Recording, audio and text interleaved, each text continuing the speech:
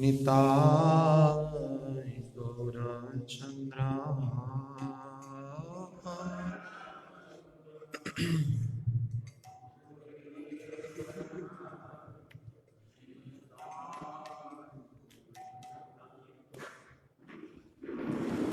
ओ परम करुणा बहुदुई जाना निताय गौरचंद्र।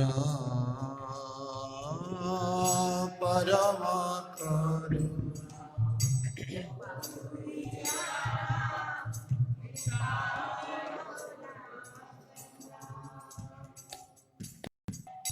सब अवतार सार शिरोमणि।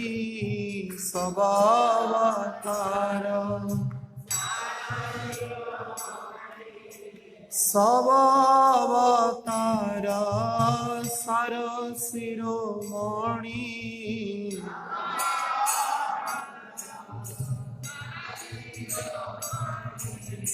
केवल आनंद कंद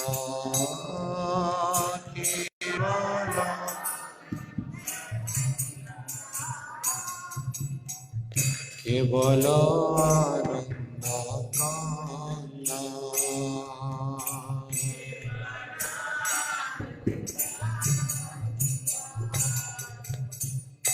भज भज भाई चैतन्य निताय सुदृढ़ विश्वास करी। भज भज भाई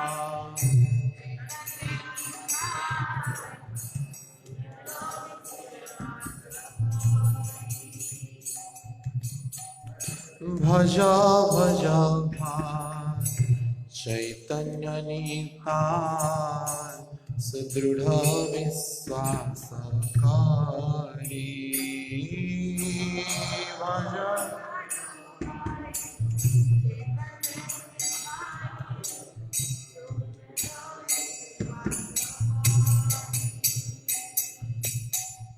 विषय छड़िया शेर से मजिया। शेर से मजिया विषय छड़िया शेर से मजिया।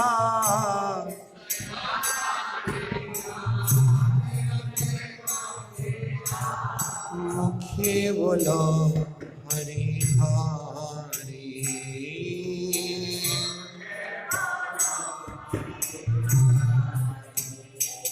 ओ मुखे बोलो हरि हरि।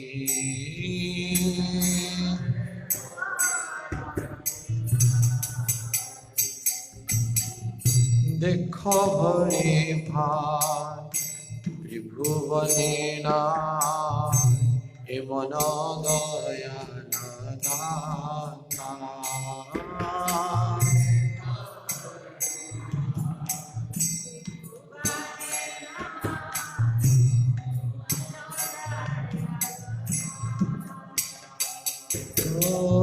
देखो हरे भाई त्रिभुवने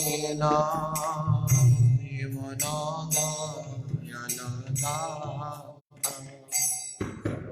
देखो हरे भाई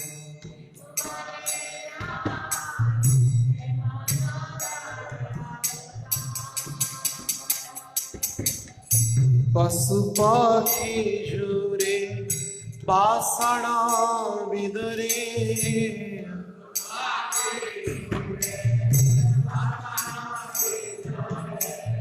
पशु पक्षी जुरे पाषाण विदुरे।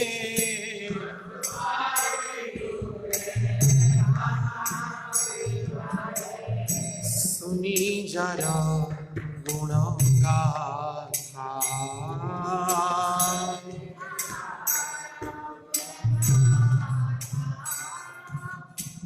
सुनी जरा गुण गाथा। सुनी जार संसारे मजिया रहिली पड़िया जे पदे नहिला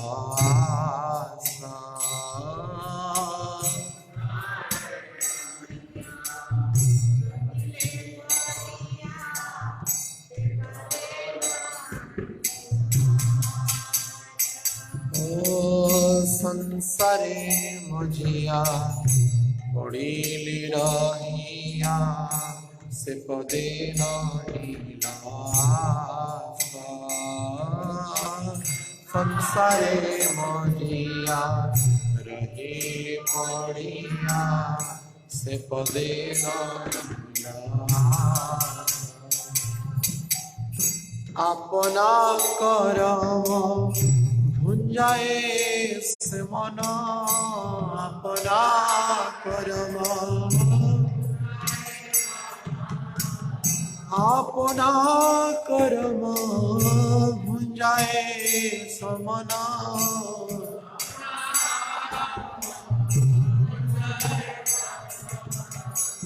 कहे लोचन दासा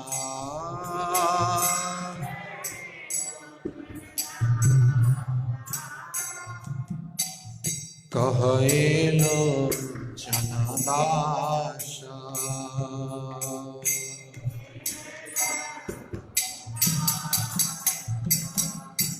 परम करुणा पहुँदुई जना निताय गौरचंद्र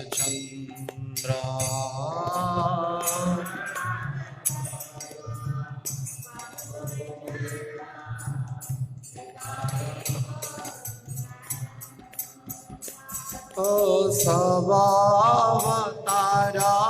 सरसिरोमणि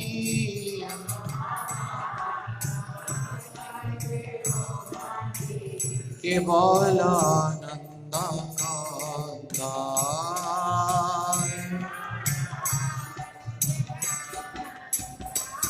जय गौरनिताय गौरनिताय गौरनिताय जय Gaur Nitai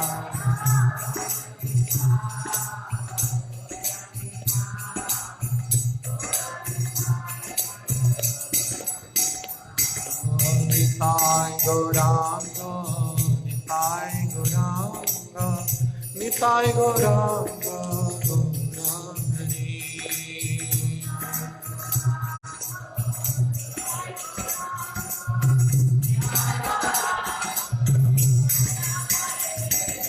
Nitai Gaurang Nitai Gaurang Nitai Gaurang गौरांगनी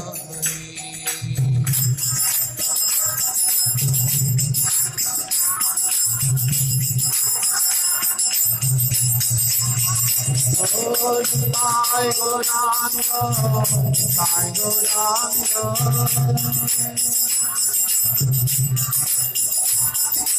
Nitai Gaurang Nitai Gaurang Nitai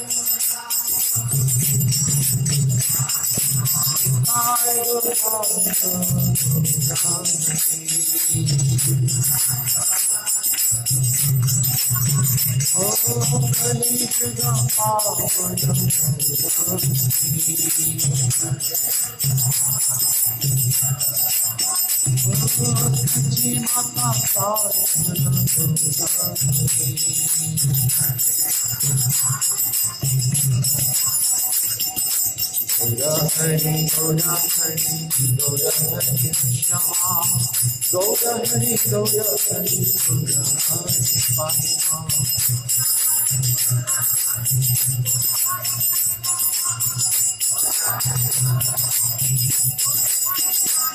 Jaya Gita Jaya Gita Jaya Gita Jaya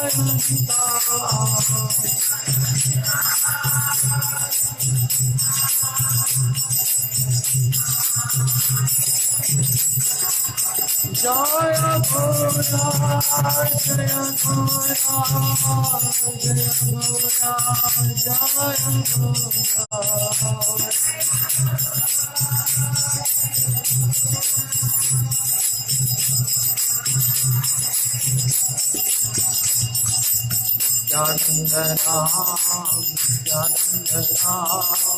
Nityanand Ram, Nityanand Ram, Nityanand Ram, Nityanand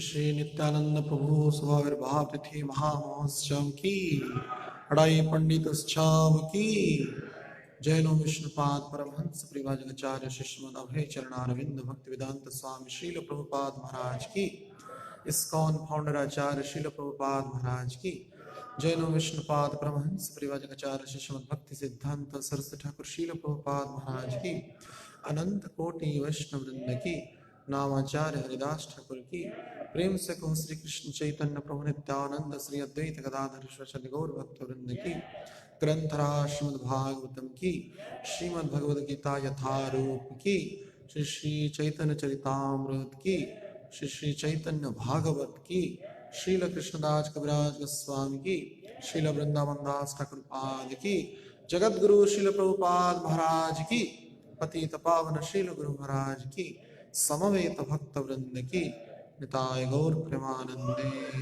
All glories to same devotees, all glories to same devotees, all glories to same devotees, all glories to Shri Guru and Gauranga Srila Prabhupada Maharaj ki।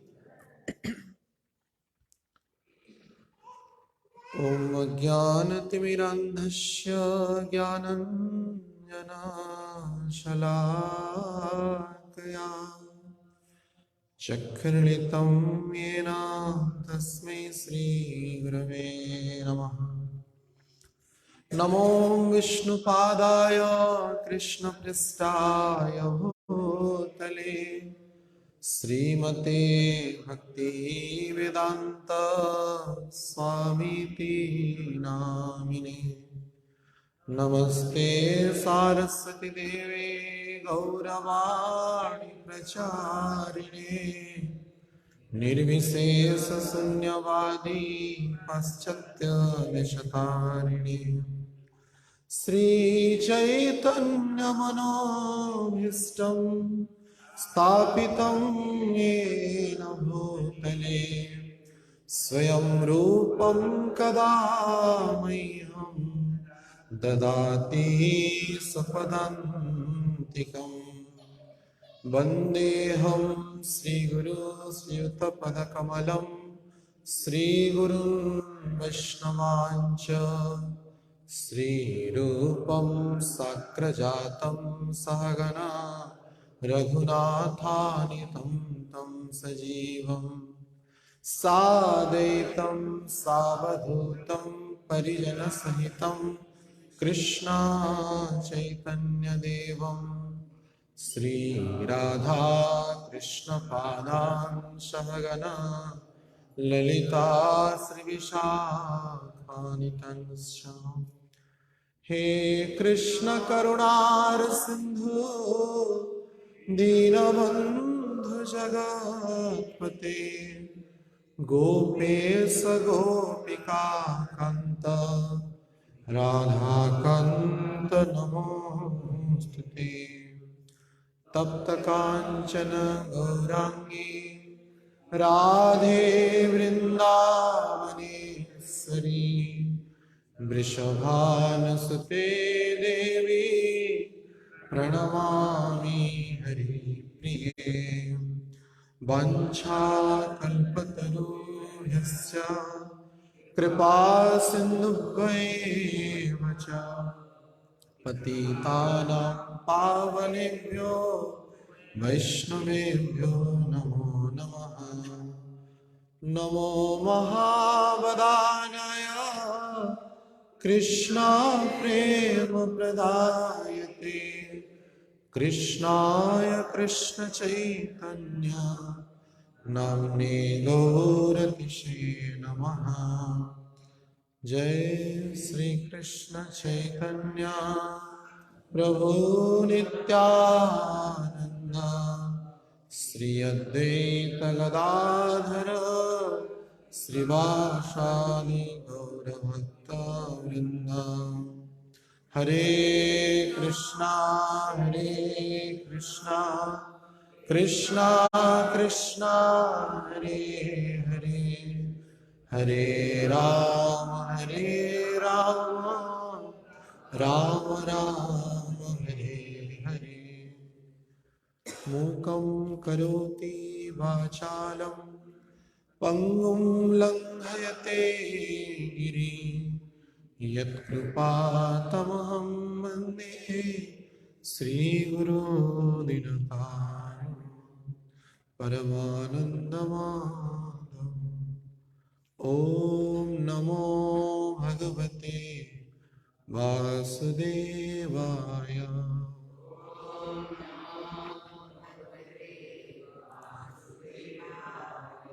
ॐ नमो भगवते वासुदेवाय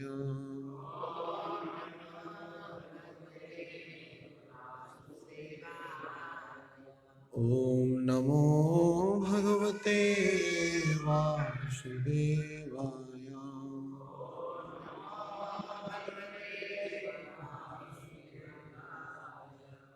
नित्यानंद नमस्तुभ्यं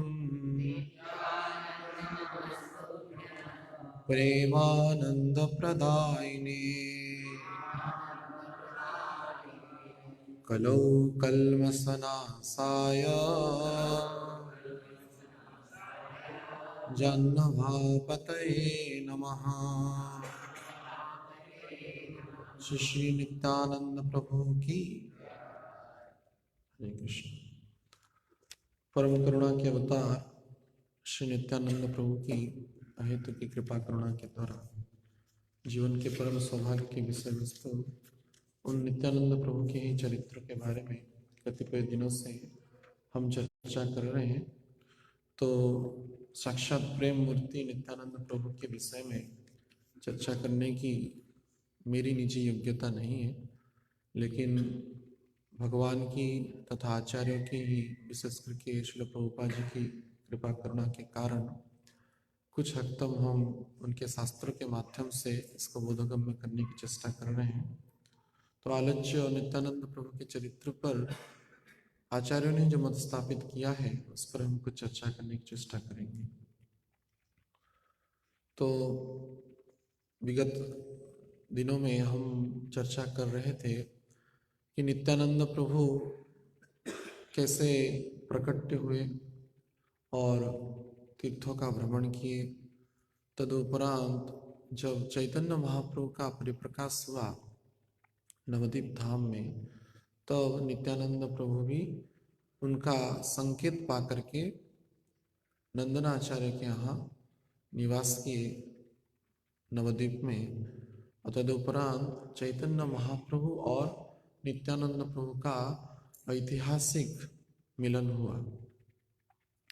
तो उसी क्रम में जब चैतन्य महाप्रभु नित्यानंद प्रभु को नंदनाचार्य के गृह के सामने देखे, तो ऐसे ही कृष्ण चिंतन में कृष्ण कथा, कृष्ण लीला, कृष्ण गुण, कृष्ण चरित्र तथा महाप्रभु कब मेरे सहित उनका साक्षात्कार होगा, इस विचार में परिपूर्ण होकर के नित्यानंद प्रभु बाह्य प्राण उनमें था ही नहीं जैसे, और अपने निजी उस आध्यात्मिक चिंतन में पूर्णतः युक्त होकर के नित्यानंद प्रभु बैठे हुए थे। तो नित्यानंद प्रभु को दर्शन करने के लिए जब चैतन्य महाप्रभु समस्त पार्षद के सहित, जिनमें समस्त प्रमुख पार्षद हरिदास ठाकुर, गदाधर आदि समस्त थे, तो सभी जब उपस्थित हुए तो चैतन्य महाप्रभु संकेत किए श्रीवास पंडित को कि आप एक श्लोक गान करिए श्रीमद् भागवतम का। चैतन्य भागवतम में श्रील वृंदावन दास ठाकुर इसकी वर्णना प्रदान करते हैं। तो श्रीवास ठाकुर चैतन्य महाप्रभु का संकेत को प्राप्त करके श्रीमद् भागवतम का जिस श्लोक, जिसके द्वारा सुखदेव गोस्वामी निर्लिप्त होकर के जो विचरण कर रहे थे, जिस दोनों श्लोक को सुनकर के वो पुनः भागवत पढ़ने के लिए आगे उनमें से एक श्लोक का गान करने लगे, भगवान की जिसमें सौंदर्य की वर्णना है। बराहापीडं नटवर वपुः कर्णयो कर्णिकारं बिभ्रादासः कनककपिशं वैजयन्ति च मालाम् रन्ध्रान् वेणुरधरे सुधया पूरयन् गोपवृन्दे वृन्दारण्यसपदरमणं प्राविशन् गीतकीर्तिः। यह जो श्लोक है भगवान की अद्भुत सौंदर्य के बारे में जो वर्णना है जिस श्लोक में, तो उस श्लोक का गान करने लगे। वराहा पीड़म नटवर बपु, जो वृंदावन में भगवान कृष्ण प्रवेश कर रहे हैं वनराजों में, वृंदावन के वनराजों में, तो भगवान की कैसा अद्भुत सौंदर्य था। पीताम्बर धारण किए हुए, कर्ण में कनेर का फूल का कुंडल धारण किए हुए और वेणु बजाते हुए भगवान जो प्रवेश किए, तो उस दृश्य को स्वयं श्रीवास ठाकुर जब वर्णना किए, तो उसको स्मरण मात्र से ही और श्रवण मात्र से ही नित्यानंद प्रभु के हृदय में सात्विक विकार उत्पन्न होने लगा। और भगवान कृष्ण का जो सौंदर्य, जिस सौंदर्य के आगे करोड़ों कामदेव का सौंदर्य भी विलज्जित हो जाता है, ऐसे अद्भुत सौंदर्य राशि जगत में किसी का भी नहीं। जगत जो है कितना भी भौतिकता के सौंदर्य को प्राप्त कर ले, लेकिन भगवान के सौंदर्य के एक कण के समतुल्य तुच्छ ही, जो कि रूप गोस्वामी वर्णना करते हैं भगवान के एक रूप माधुरी जो किसी में भी नहीं। 64 कलाओं में विशेष जो एक कला है रूप माधुरी, और किसी में भी नहीं। ऐसे कि स्वयं कृष्ण भी उनके सौंदर्य को देख करके आकर्षित हो जाते।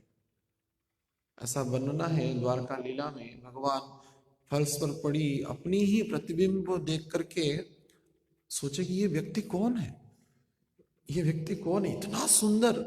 शायद भगवान कृष्ण को दर्पण देखने का फुर्सत नहीं मिला होगा महाभारत आदि युद्धों में इतने व्यस्त थे, तो लेकिन एक दिन जो फुर्सत में बैठे हुए थे, तो अपना प्रतिबिंब को देख करके कृष्ण स्वयं आकर्षित हो गए। बाद में विचार किया, अरे ये तो मैं ही हूं मैं अपने ही सौंदर्य पर आकर्षित हो जाता हूं। तो सोचिए, जो मेरा सौंदर्य को देखता होगा वो कितना आकर्षित होता होगा। राधा रानी, गोपी या समस्त भक्तगण। कृष्ण माधुर्येर एक स्वाभाविक बल। कृष्ण माधुर्य का एक स्वाभाविक बल है, कोई इसके लिए कोई अलग से आयोजन करने की आवश्यकता है नहीं। भगवान के सौंदर्य की एक स्वाभाविक बल है, ये नेचुरल है। और इसमें कौन आकर्षित होते हैं? कबीराज गोस्वामी कहते हैं, कृष्ण आदि नर नारी करए विहल। पहले आकर्षित होने वाला पहला नंबर का व्यक्ति कृष्ण स्वयं, और कोई दूसरा आकर्षित हो या ना हो। कृष्ण आदि यानी कि कृष्ण के पार्षद गण और परिकर सभी आदि से यह, और नर हो या नारी हो।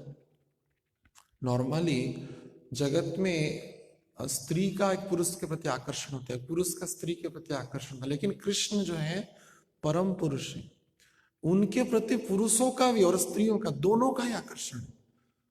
ऐसा है नहीं कि, और वास्तविक सौंदर्य के आकर, सौंदर्य के सार भगवान कृष्ण ही है।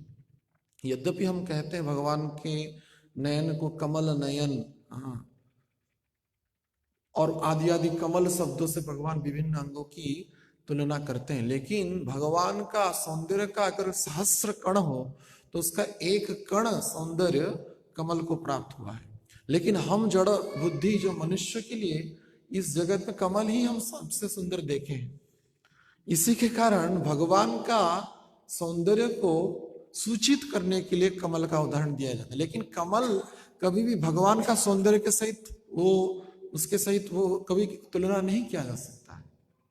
तो भगवान के सौंदर्य में स्वयं कृष्ण भी आकर्षित हो जाते हैं।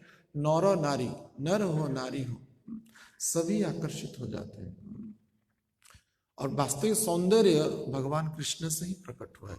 संसार में, ब्रह्मांड में, जड़ और चर अचर जगत में जितने भी हम सौंदर्य देखते हैं, भगवान कृष्ण से उधारी लिए हुए, सभी कृष्ण से ही उधारी लिए हैं, और किसी का खुद का भी नहीं है। क्यों? अगर खुद का होता, समय के अनुसार वो चिरकाल तक रहता। जो अपने सौंदर्य के अभिमान में चूर हो रहे हैं, समय के अनुसार वृद्धावस्था में, जरावस्था में उनको थूकता भी नहीं कोई। इतना चमड़ा मलिन हो जाता है और इतना विकृत हो जाता है, सब चले जाते हैं। भगवान रामचंद्र वाल्मीकि में एक श्लोक की गीता कहते हैं कि संसार में सब कुछ नष्ट हो जाएगा, सर्वे क्षयांत निशया, सब कुछ चला जाएगा, नष्ट हो जाएगा। पतनांत समुच्चय, आज हम उत्थान के सुख में बड़े आनंदित हो रहे हैं, अपनी प्रतिष्ठा को देख करके आनंदित हो रहे हैं, लेकिन उत्थान हुआ एक दिन गिरने के लिए, ऐसा बताते हैं भगवान। पतनांत समुच्चय, उत्थान के लिए पतन नहीं होता है, पतन के लिए उत्थान होता है। क्योंकि जब नीचे चढ़ेंगे कब ना कब तो गिरेंगे।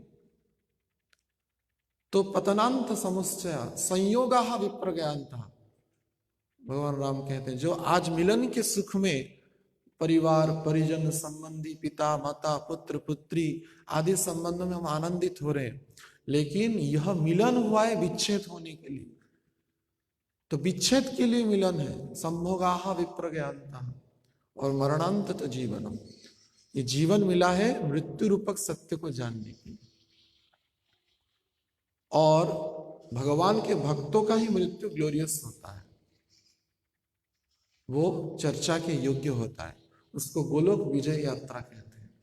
तो इसलिए भगवान के सौंदर्य ही चिरस्थायी है, और बाकी समस्त सौंदर्य है वो नष्ट हो जाएगा। तो ऐसे सौंदर्य के जो सिंधु हैं, सौंदर्य के जो राशि हैं, उनके दिव्य गुण चरित्र के विषय में श्लोक सुनकर के नित्यानंद प्रभु तुरंत मूर्छित हो गए। सुनी मात्र नित्यानंद श्लोक उच्चारण, पड़िला मूर्छिया हैया नहीं क चैतन। सुनने मात्र से ही नित्यानंद प्रभु हे कृष्ण हा कृष्ण हा कृष्ण हा कृष्ण कह करके मूर्छित हो गए। और पड़ीला मूर्छिया भैया नहीं का चैतन्य, उनका चैतन्य चला गया। जो बैठे हुए थे आनंद से, सुनने मात्र से ही वो मूर्छित हो गए। तब चैतन्य महाप्रभु बोले कि इस प्रकार के चैतन्य जब कोई इतने उच्च कोटि के भक्त, वो तो स्वयं भगवान ही है जो प्राप्त करते हैं, इसका मेडिसिन एक ही है, क्या? भगवान का नाम। हरे कृष्णा कृष्णा कृष्णा हरे हरे, हरे राम राम राम हरे हरे। तो उच्च स्वर में समस्त भक्त चैतन्य महाप्रभु के सहित नंदनाचार्य के गृह के सामने उदंड कीर्तन करने लगे, सब नृत्य करने लगे। तब नृत्य का और कीर्तन का शब्द अनेक समय के बाद सुनने के उपरांत नित्यानंद प्रभु को बाह्य सुधबुध आई। तो चैतन्य महाप्रभु नित्यानंद प्रभु का अद्भुततम ऐतिहासिक महामिलन हुआ। तो चैतन्य महाप्रभु प्रसन्न चित्त हो गए। जब तो मूर्छित हो गए थे, जब कल हम चर्चा कर रहे थे, चैतन्य महाप्रभु उनको गोदी में सुला करके क्रंदन करने लगे और भक्त लोग कीर्तन करने लगे, क्योंकि नित्यानंद प्रभु जागृत नहीं हो रहे थे। तो चैतन्य महाप्रभु विहोल हो गए रामा भाव में, जैसे लक्ष्मण जी लेटे हुए थे सत्यवेद के कारण। और नित्यानंद प्रभु पहले ही बाल्यकाल में ऐसा लीला कर लिए तो यह सब जैसे संयोग बैठ गया। तब संकीर्तन के शब्द के सुनने के उपरांत जब नित्यानंद प्रभु को बाह्य आभास आया, तो देखने से मात्र से ही नित्यानंद प्रभु को देख करके चैतन्य महाप्रभु बोले, विश्वम्भर बोले शुभ दिवस आमार, देखिलाम भक्ति जोग चारि वेद सार। स्वयं विश्वम्भर महाप्रभु नित्यानंद प्रभु की गुण कीर्तन कर रहे हैं। तो इससे सोचिए, जो गौरांग का भक्त है और नित्यानंद का भक्त नहीं है, वो अधम है, वो दुराचारी है।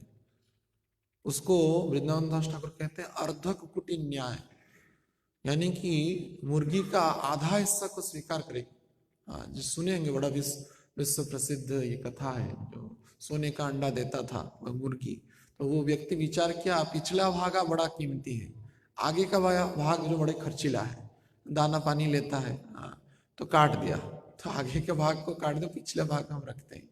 लेकिन जब पिछला भाग क्या काट ही देंगे तो मृत्यु हो जाएगा मुर्गी का। तो ये अर्ध कुकुटी न्याय है। नित्यानंद प्रभु को न मान करके गौरांग महाप्रभु को मानना, यह पूर्णतः मूर्खता है। तो ऐसे नित्यानंद प्रभु का गुण कीर्तन स्वयं चैतन्य महाप्रभु कर रहे हैं। शुभ दिवस आमार, ये हमारे लिए परम शुभ दिवस आकर के उपस्थित हुआ है। ऐसा चैतन्य महाप्रभु देखेंगे चैतन्य भागवतम में या चैतन्य चरितामृत में या अन्य चैतन्य ग्रंथ में कहां पर भी नहीं बोले कि ये मेरा सबसे बड़ा शुभ दिवस है। नित्यानंद प्रभु के मिलन में ही चैतन्य महाप्रभु यह बोले कि विश्वम्बर बोले शुभ दिवस आमार, देखिलाऊं भक्ति योग, ये भक्ति योग को मैं साक्षात दर्शन कर रहा हूं। और चार वेद सार, चार वेदों के जो ऋग साम यजुर अथर्व, जो चार वेद हैं, उसका सार ही नित्यानंद प्रभु के प्रेम में प्रकट हो गया है। तो इसको देख करके चैतन्य महाप्रभु बड़े प्रसन्न हुए, आनंद में नंदनाचार्य के गृह से कीर्तन करते करते श्रीवास आंगन में प्रवेश किए। तो श्रीवास आंगन में प्रवेश करने के बाद वहां पे भी बड़ी कीर्तन हुआ। बोले कि एक दिन के बाद, यानी कि आषाढ़ शुक्ल पूर्णिमा आ रहा है, विश्वम्भर महाप्रभु नित्यानंद प्रभु को बोले कि हे श्रीपाद, आपकी व्यास पूजा करने की मेरी इच्छा है। तो हमारे गौड़ीय परंपरा में पहली व्यास पूजा श्रीमन चैतन्य महाप्रभु के द्वारा ही शुरू हुआ था नित्यानंद प्रभु के उद्देश्य से। तो प्रभु का संकेत प्राप्त करके नित्यानंद प्रभु को पूछे विश्वम्भर महाप्रभु कि कहाँ पे आपका व्यास पूजा करेंगे, आपके इच्छा से ही होना चाहिए। तो बोले इस ब्राह्मण के घर करेंगे, यानी कि श्रीवास के घर में ही करेंगे। तो श्रीवास पंडित जी को चैतन्य महाप्रभु पूछे कि समस्त व्यवस्था हो जाएगा, एक ही दिन बाकी है, कल अधिवास होगा और अधिवास के दिन समस्त जो सामग्री है वो रहना चाहिए। तो बोले हम तो है ही ब्राह्मण और सब प्रकार की व्यवस्था है, बस कुछ मंत्र पढ़ने की जो पोथी है वो नहीं है, मैं ला लूंगा। और व्यास पूजा तुरंत रेडी, व्यवस्था। समस्त वैष्णव बड़ी आनंद से उल्लास से नित्यानंद प्रभु के उद्देश्य से जो चैतन्य महाप्रभु व्यास पूजा का डिक्लेरेशन किए, इसके लिए सभी वैष्णव लग गए, समस्त सामग्रियां वो एकजुट करने लगे। और वृंदावन दास ठाकुर एक स्थान पर अधिवास का कीर्तन भी इसलिए करते हैं, अनेक जन्मेर फले वैष्णव आसिया मिले। तो अनेक जन्म के फल से वैष्णव आकर के मिलते हैं, महंत जन आकर के मिलते हैं। तो ऐसे परम वैष्णव के उपस्थिति में चैतन्य महाप्रभु पहला व्यास पूजा प्रारंभ किए। तो इस प्रकार से अधिवास का उत्सव जब पालन किया गया श्रीवास के आंगन में, तब नित्यानंद प्रभु तथा चैतन्य महाप्रभु अद्भुत रूप से कीर्तन करने लगे। और कीर्तन के भाव में, क्योंकि नित्यानंद प्रभु के साथ विश्वम्भर महाप्रभु का पहला साक्षात्कार हुआ और तदुपरांत पहली व्यास पूजा हो रहा है, तो नित्यानंद प्रभु के जो मूल जो भाव बलराम के भाव में चैतन्य महाप्रभु आ गए, और बलराम के भाव में विश्वम्भर महाप्रभु विष्णु खट पर वो बैठ गए और बैठ करके बोले मद लाओ मद लाओ मद लाओ। मद यानी कि मदिरा नहीं मद यानी कृष्ण प्रेम का मद। प्रेमनोत्वक मद, जो वारुणी जो मद्य जो है वो बलराम जी ने पान किया था, मधु, उसी बलराम के भाव में विश्वम्भर महाप्रभु बलराम के स्वरूप में प्रकट हो गए। वृंदावन दास ठाकुर बड़ी सुंदर भाव से इसकी वर्णना करते हैं। नित्यानंद प्रकाशिते प्रभु विश्वम्भर, किस लिए ये लीला किए कि नित्यानंद का प्रकाशन जगत में करना था उनको। नित्यानंद प्रकाशिते प्रभु विश्वम्भर, बलराम भावे उठे खट्टार पर। बलराम के भाव में खट्ट यानी कि विष्णु खट्ट यानी कि अल्टर में, सिंहासन में चैतन्य महाप्रभु बैठ गए पूरा। महामत्त हैला प्रभु बलराम भावे, मदवान बलि घन डाकी। बलराम के भाव में विश्वम्भर महाप्रभु उन्मत्त हो गए, महाउन्मत्त। ये साधारण उन्मत्त नहीं थी, महाउन्मत्त। महाउन्मत्त कोई साधारण जीव में प्रकट नहीं हो सकता है। यद्यपि चैतन्य महाप्रभु के अवतार के उपरांत अनेक सहजिया इस प्रकार का प्राकृत जो मदमक्त जो अवस्था है या बाह्य जो भावावेश है उसको प्रकट की, कुछ ऐसा कुछ काल तक ऐसा देखने को प्राप्त हुआ। तो बाद में भक्ति विनोद ठाकुर उनको बोले कि ये सब सहजिया है। 14 अपसंप्रदाय के बारे में भक्ति विनोद ठाकुर बोले, आउल बाउल कर्ता भेजी अति बिड़ी जात गोसाई गौरांग नागरी आदि सब ये सहजिया है। गौरांग के भाव में कोई गौरांग नागरी यानी कि नारी का वेश धारण करते हैं। अति बिड़ी जात गोसाई ये सब बोले, तोता बोले यार संग ना करी। ये 14 अपसंप्रदाय है, इनका संग करने से बड़ी भयावह स्थिति होती है। तो ये सब कौन है? कली के चेले हैं। भक्ति विनोद ठाकुर बोले ये सब कली के चेले हैं। माथे नेड़ा कौपिन पारा नाकेर तिलक गलेर माला, देखते वैष्णवर मतो असल शाक्त काजेर बेला। कथा चले महाजन को देच्छे शला, सखी भाव होए निजे होए नंदलाला। ये सब कलिर चेला, ये सब कली के चेले हैं। माथे नड़ा सुंदर भाव से मस्तक मुंडन करेंगे, कौपिन पर मात्र एक वैराग्य वस्त्र कौपिन धारण करेंगे। और ये जो कंथा कौपिन आश्रित जो हमारे गोस्वामी गण हुए थे, इस प्रकार के सहजिया नहीं थे, वो तो साक्षात मंजरी ही थे। और किस लिए? गोपी भाव रसामुद्ध लहरी कल्लोड़ मग्न महु, बंदे रूप सनातनो रघुजगो श्री जीव गोपालको।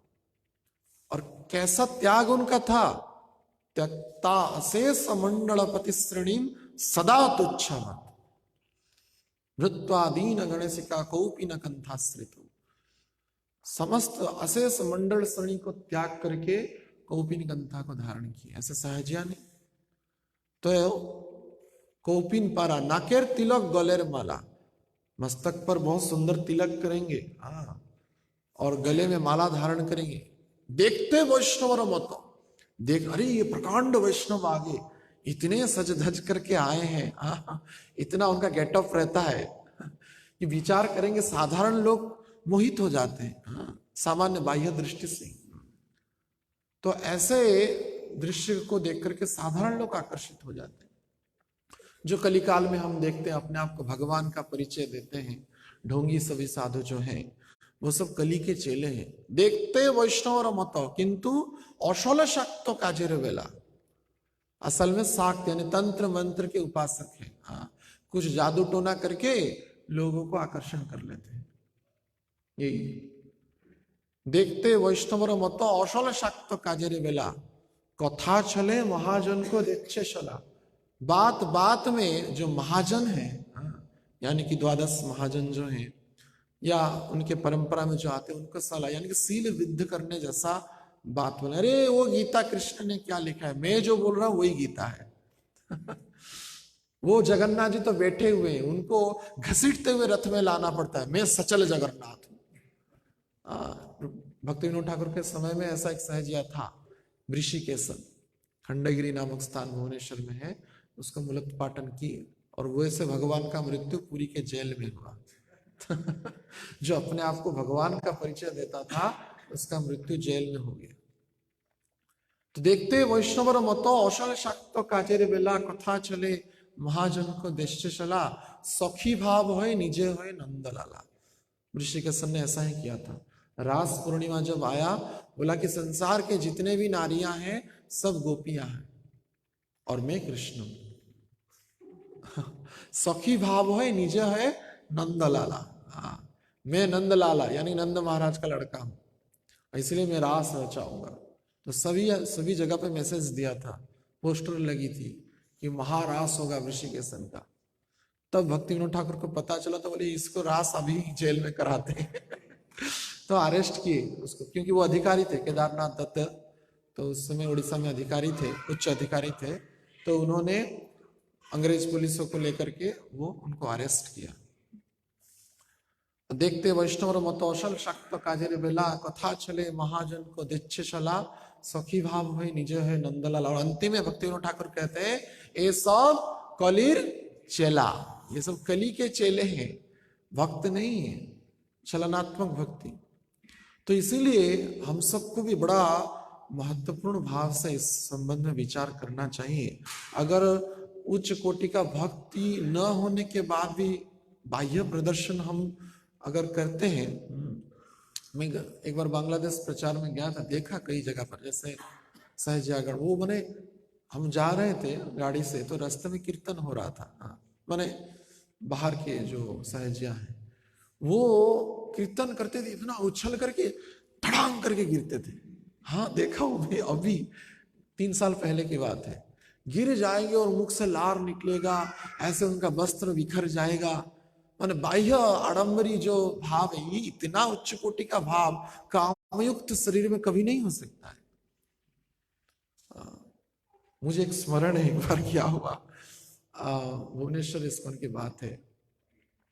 तो एक बार एक भक्त थे, ऐसा कुछ होता था, माने कीर्तन होगा तो ऐसा, उसके बाद ऐसे होते थे वो और गिर जाएंगे वो। तो कुछ कुछ भक्त लोग चर्चा करने, इसका तो गोपी भाव आ गया। तो महाराज जी उपस्थित थे उस समय, परम पूज्य गौरवंश स्वामी महाराज।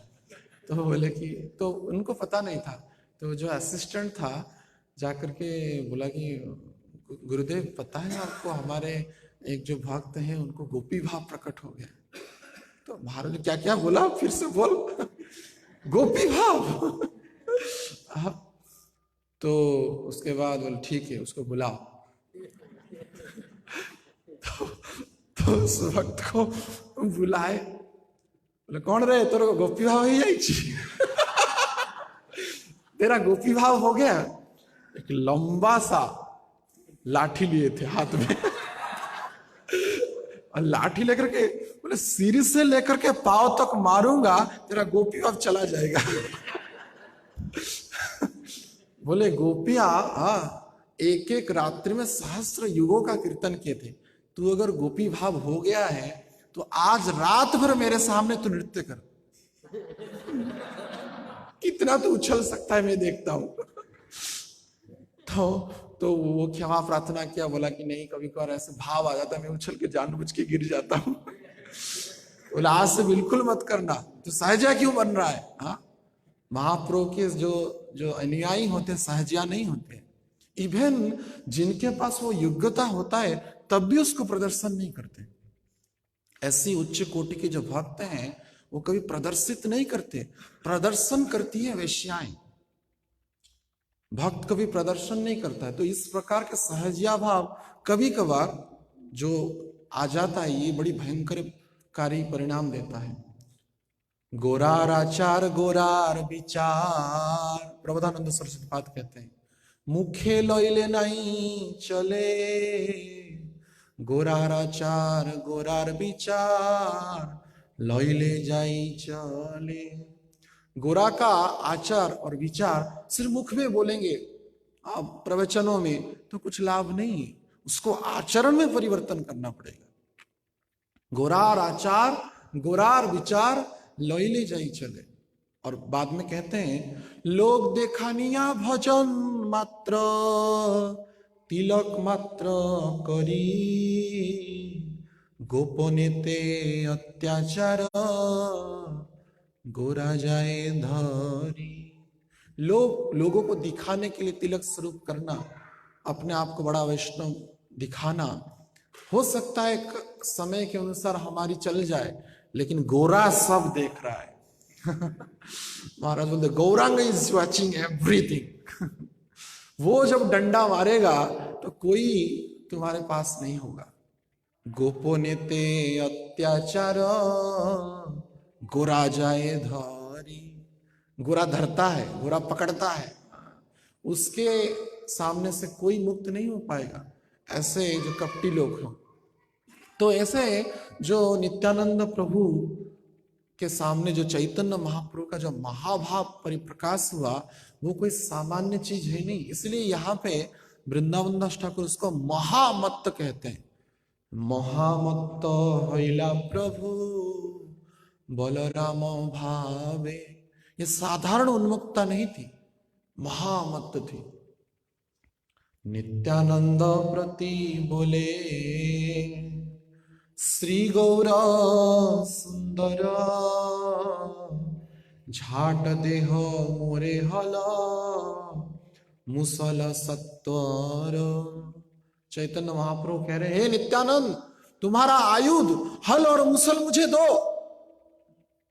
हल और मुसल जो नित्यानंद प्रभु यानी कि साक्षात बोले सभी वैष्णव के सामने, क्योंकि नित्यानंद प्रभु की परिप्रकाश करनी है चैतन्य महाप्रभु को। नित्यानंद प्रकाशित प्रभु विश्वम्भर, ये शुरुआत में ही बोल दी। तो इसलिए नित्यानंद प्रभु को चैतन्य महाप्रभु तुम्हारा हल और मुसल दो। और हल मुसल इनका तो पूर्ण रूप से नित्य आयुध ही है। तो साक्षात तुरंत ही नित्यानंद प्रभु के दोनों हाथ पे हल और मुसल प्रकट हो गया।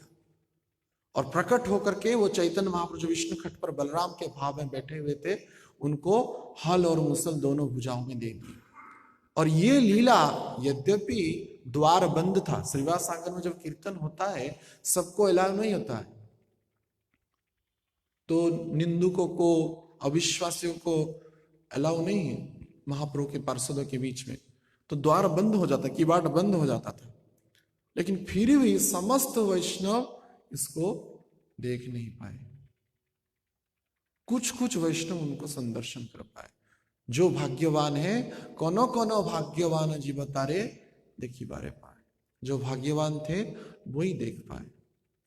और हल मुसल जब नित्यानंद प्रभु ने चैतन्य महाप्रभु को प्रदान कर दिया, तो उसके बाद तुरंत ही चैतन्य महाप्रभु के और 4 भुजाएं होंगे, शंख चक्र गदा पद्म और हल मुसल। जैसे षडभुज गौरांग स्वरूप है, ये भी षडभुज है, लेकिन बलराम भाव के षडभुज है, जिसमें शंख चक्र गदा पद्म है और हल और मूसल है। तो विष्णु खट पर चैतन्य महाप्रभु ने षडभुज गौरांग, जैसे इस हल मूसल वाले षडभुज गौरांग के स्वरूप को प्रदर्शन कराया, जिसको देख करके वैष्णव लोग आश्चर्यचकित हो गए। तो और उस बलराम के भाव में, इस षडभुज स्वरूप में नित्यानंद प्रभु को तथा समस्त वैष्णव को चैतन्य महाप्रभु बोल रहे, नित्यानंद स्थाने हल मुसल लैया। नित्यानंद प्रभु से जब चैतन्य महाप्रभु हल और मुसल लिए, वारुणी वारुणी प्रभु डाके मत हैया। वारुणी वारुणी वारुणी वारुणी कह करके पुकारने लगे चैतन्य महाप्रभु। मत होइया, मत गज हस्ती जैसे जैसे मद के चूर से मदमत्त होकर के पुकारता है, वैसे ही चैतन्य महाप्रभु वारुणी वारुणी वारुणी कह करके पुकारने लगे।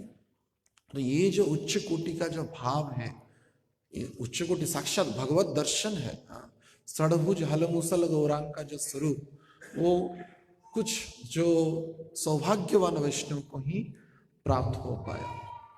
तो ऐसे अधिवास देखिए, चैतन्य महाप्रभु ने जो अधिवास किया था कितना विशेष था, जिसमें उन्होंने षडभुज, जो कि द्वापर में भी ये लीला नहीं हुआ था, द्वापर में भी जो नहीं हुआ था, सब अवतार सार गोरा अवतार। तो गोरा महाप्रभु के अवतार में समस्त अवतार वो दिखा लिए, वराह से लेकर के नरसिंह तक समस्त अवतार। ऐसे कि रुक्मिणी स्वरूप में भी भगवान प्रकट हो गए, नाटक में रुक्मिणी का रोल किए थे। तो चैतन्य महाप्रभु इससे प्रमाणित होता है, चैतन्य महाप्रभु से ही सब प्रकट हुए। रामादि मूर्ति सुकला नियमेन तिष्ठन्, ये समस्त अवतार चैतन्य महाप्रभु अभिन्न कृष्ण से ही प्रकट हुए। तो चैतन्य महाप्रभु ने दुर्लभ षडभुज हल मुसल गौरांग शंख चक्र गदा पद्म हल मुसल का स्वरूप दर्शन कराया।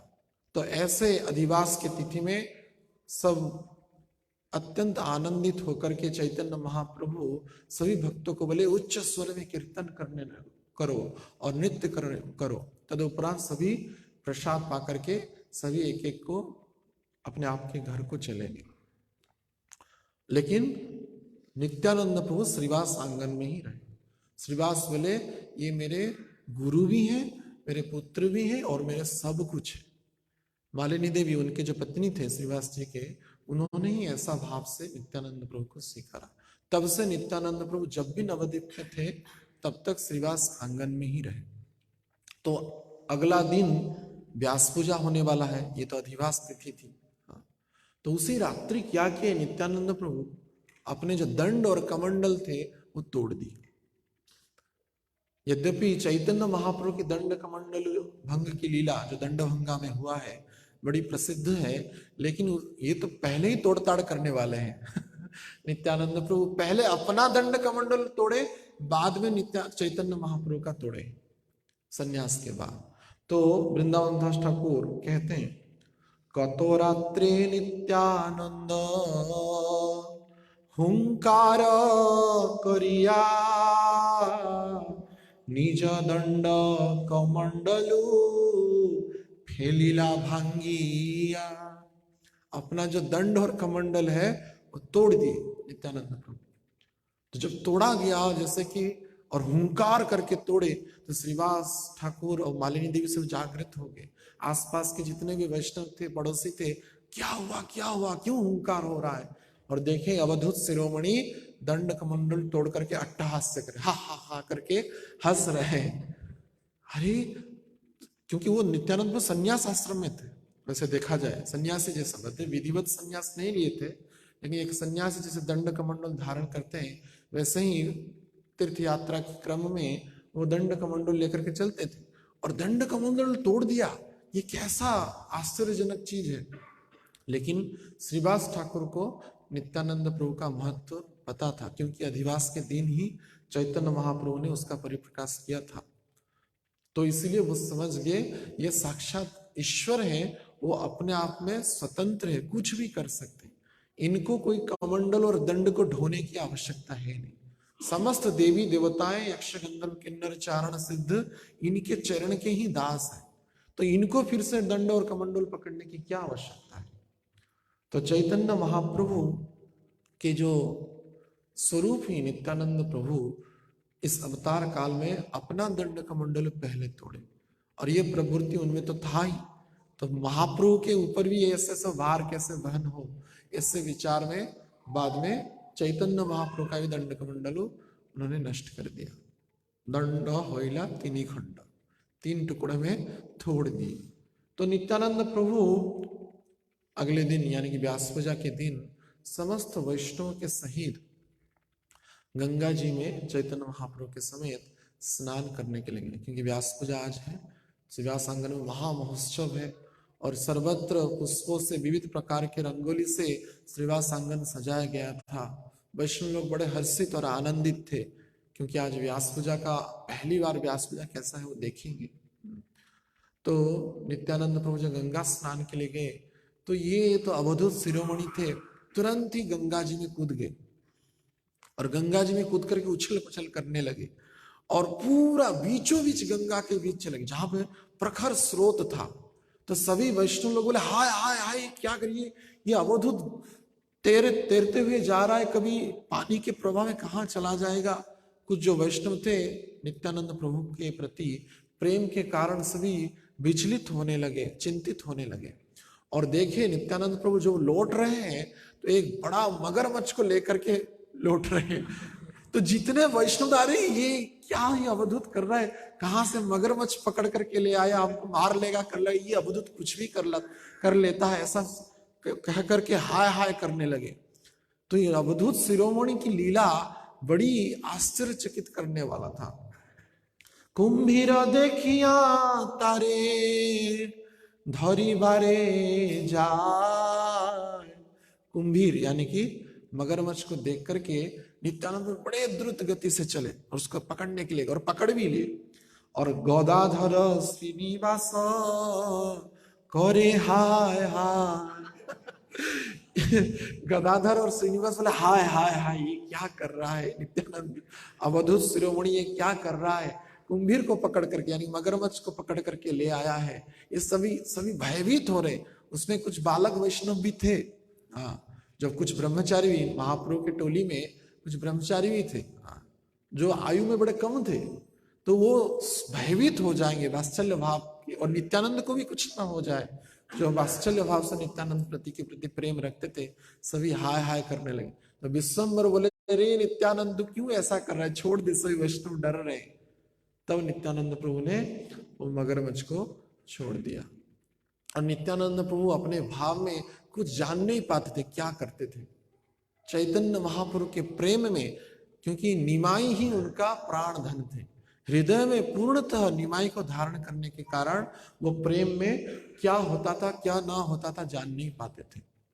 ऐसा विचार करके नित्यानंद प्रभु को स्वयं ही चैतन्य महाप्रभु ने कौपिन धारण कराया और वस्त्र पहनाया, नीलांबर पहनाया, सुंदर रूप से श्रृंगार कराया, और समस्त श्रृंगार आभूषण से युक्त होकर के शोभा यात्रा में नित्यानंद प्रभु को श्रीवास आंगन में लिया गया। और व्यास पूजा बड़ी सुंदर भाव से व्यास पूजा किया गया। वैसे व्यास पूजा में प्रारंभ में जो श्रीवास ठाकुर मंत्र पाठ करने लगे और एक माला लेकर के नित्यानंद प्रभु को दिए, बोले कि आप व्यास जी के मैं स्तुति पाठ कर रहा हूं और आप उसके अनुसार व्यास पूजा करिए। तो ये नित्यानंद प्रभु कुछ देख ही नहीं रहे थे, ना सुन ही रहे थे, क्योंकि उनके हृदय में तो चैतन्य महाप्रभु हैं ही और साक्षात सामने बैठे हुए हैं चैतन्य महाप्रभु। तो कैसे वो उसको देख करके अपनी भाव का संवरण कर पाएंगे। तो जब नित्यानंद प्रभु को श्रीवास बोले कि आप व्यास के यानी व्यास देव जो हैं उनका स्तुति के अनुसार उनको माला पहनाइए, तो नित्यानंद प्रभु कुछ इधर उधर ना देखते हुए डायरेक्ट वो माला चैतन्य महाप्रभु को पहना ली। कल यही मेरे व्यास है चैतन्य महाप्रभु ही ये जगत गुरु है, कृष्ण वंदे जगत गुरु। तो ये जगत गुरु कृष्ण चैतन्य महाप्रभु ही मेरे व्यास है। तो समस्त वैष्णव हरि बोल हरि बोल हरि बोल हरि बोल कह करके उच्च स्वर से कीर्तन करने लगे और भगवान का नाम लेने लगे। समस्त वैष्णव परमानंद को प्राप्त किए। तो उसी के अनुसार ठाकुर मां से वंदना कर रहे हैं। देखिले न नित्यानंद प्रभु विश्वम्बर, माला तुली दिला तार मस्तक पर। तो नित्यानंद प्रभु ने क्या किया, वो माला को चैतन्य महाप्रभु के मस्तक में धारण करा दिया। खंचर चिकुरे माला शुभे अति भाई, छय भुजा विश्वम्बर महिला तत्काल। छह भुजा चैतन्य महाप्रभु में तुरंत प्रकट होगी माला डालते ही। शंख चक्र गदा पद्म श्रीहल मुसल, देखिया विस्मित हैला निताई विहल। शंख चक्र गदा पद्म और हल मुसल को देख करके नित्यानंद प्रभु विस्मित हो गए। हाँ, एक ऐसा अद्भुत स्वरूप है चैतन्य महाप्रभु का। षडभुज देखी मूर्छा पाइला निताय। षडभुज को देख करके नित्यानंद प्रभु मूर्छित हो गए। पुनः ये तो बार बार मूर्छित हो जाते थे प्रेम में, ये प्रेम की इतना उन्मत्तता था। पौड़ीला पृथ्वी ढले धातु मात्र नाय, तुरंत ही गिर गए नीचे नित्यानंद प्रभु षडभुज स्वरूप को देख करके। शंख चक्र गदा पद्म और हल मुसल को देख करके नित्यानंद प्रभु विस्मित हो गए और मूर्छित होके माने धरती पर गिर गए। पुनः जब वैष्णव लोग उच्च स्वर से कीर्तन करने लगे चैतन्य महाप्रभु के आदेश के अनुसार, तब पुनः नित्यानंद प्रभु की बाह्य अवस्था प्राप्त हुई। तो उसी में नित्यानंद प्रभु के उपलक्ष्य में चैतन्य महाप्रभु बड़ी सुंदर वचन कहे हैं, जो कि हमको वैष्णव अपराध से सजाग करता है। तो उस संदर्भ में हम चर्चा करेंगे थोड़ा, जो यहाँ पे बड़ी महत्वपूर्ण है शिक्षा के लिए। तो नित्यानंद प्रभु के उपलक्ष्य में चैतन्य महाप्रभु कह रहे हैं, तुम्हारे से प्रेम भक्ति तुम्ही प्रेममय, बिने तुम्ही दिले करो भक्ति नहीं है। चैतन्य महाप्रभु कह रहे हैं, तुम्हारा से प्रेम भक्ति, प्रेम रूपक जो भक्ति का जो भंडार है वो आपके पास ही गच्छित है, सुरक्षित है, मेरे पास नहीं। चैतन्य महाप्रभु स्वयं कह रहे हैं। और बिने तुम्ही दिले कारो भक्ति नहीं है। अगर वो भक्ति का भंडार, प्रेमा भक्ति का भंडार देंगे नहीं तो किसी को भी वो भक्ति प्राप्त नहीं होगा। यानी कि नित्यानंद तत्व गुरु तत्व के शरण में जो आएगा नहीं, उसको कभी भी कृष्ण प्रेम प्राप्ति होगा नहीं। ये निश्चितः चैतन्य महाप्रभु के द्वारा ही प्रमाणित हो रहा है। तो कोई कोई कहते हैं मैं गुरु ग्रहण नहीं करूंगा, गुरु तत्व को स्वीकारूंगा नहीं, तो ये उनकी मूर्खता है। क्योंकि साधारण जीव की बिल्कुल भी सामर्थ्य नहीं है। गुरु की जो उच्च कोटि के जो व्यक्तित्व है, जो कृष्ण प्रेम में मत रहते हैं, ऐसे गुरु तत्व के बिना स्वीकारे कोई भी चैतन्य महाप्रभु को प्राप्त नहीं कर सकता है। तिले द्विके तुम्हारे जहाँ दिस रहे, भजिले से अमार प्रिय कभु नहे। तिल मात्र का ही, तिल के परिमाण का भी अगर द्वेष या अविश्वास कोई गुरु तत्व नित्यानंद तत्व पर करेगा, तो कभी भी वो चैतन्य महाप्रभु का भजन करे, कृष्ण का करोड़ों नाम ले ले, लेकिन फिर भी उसका उद्धार नहीं होगा, नहीं होगा, नहीं होगा।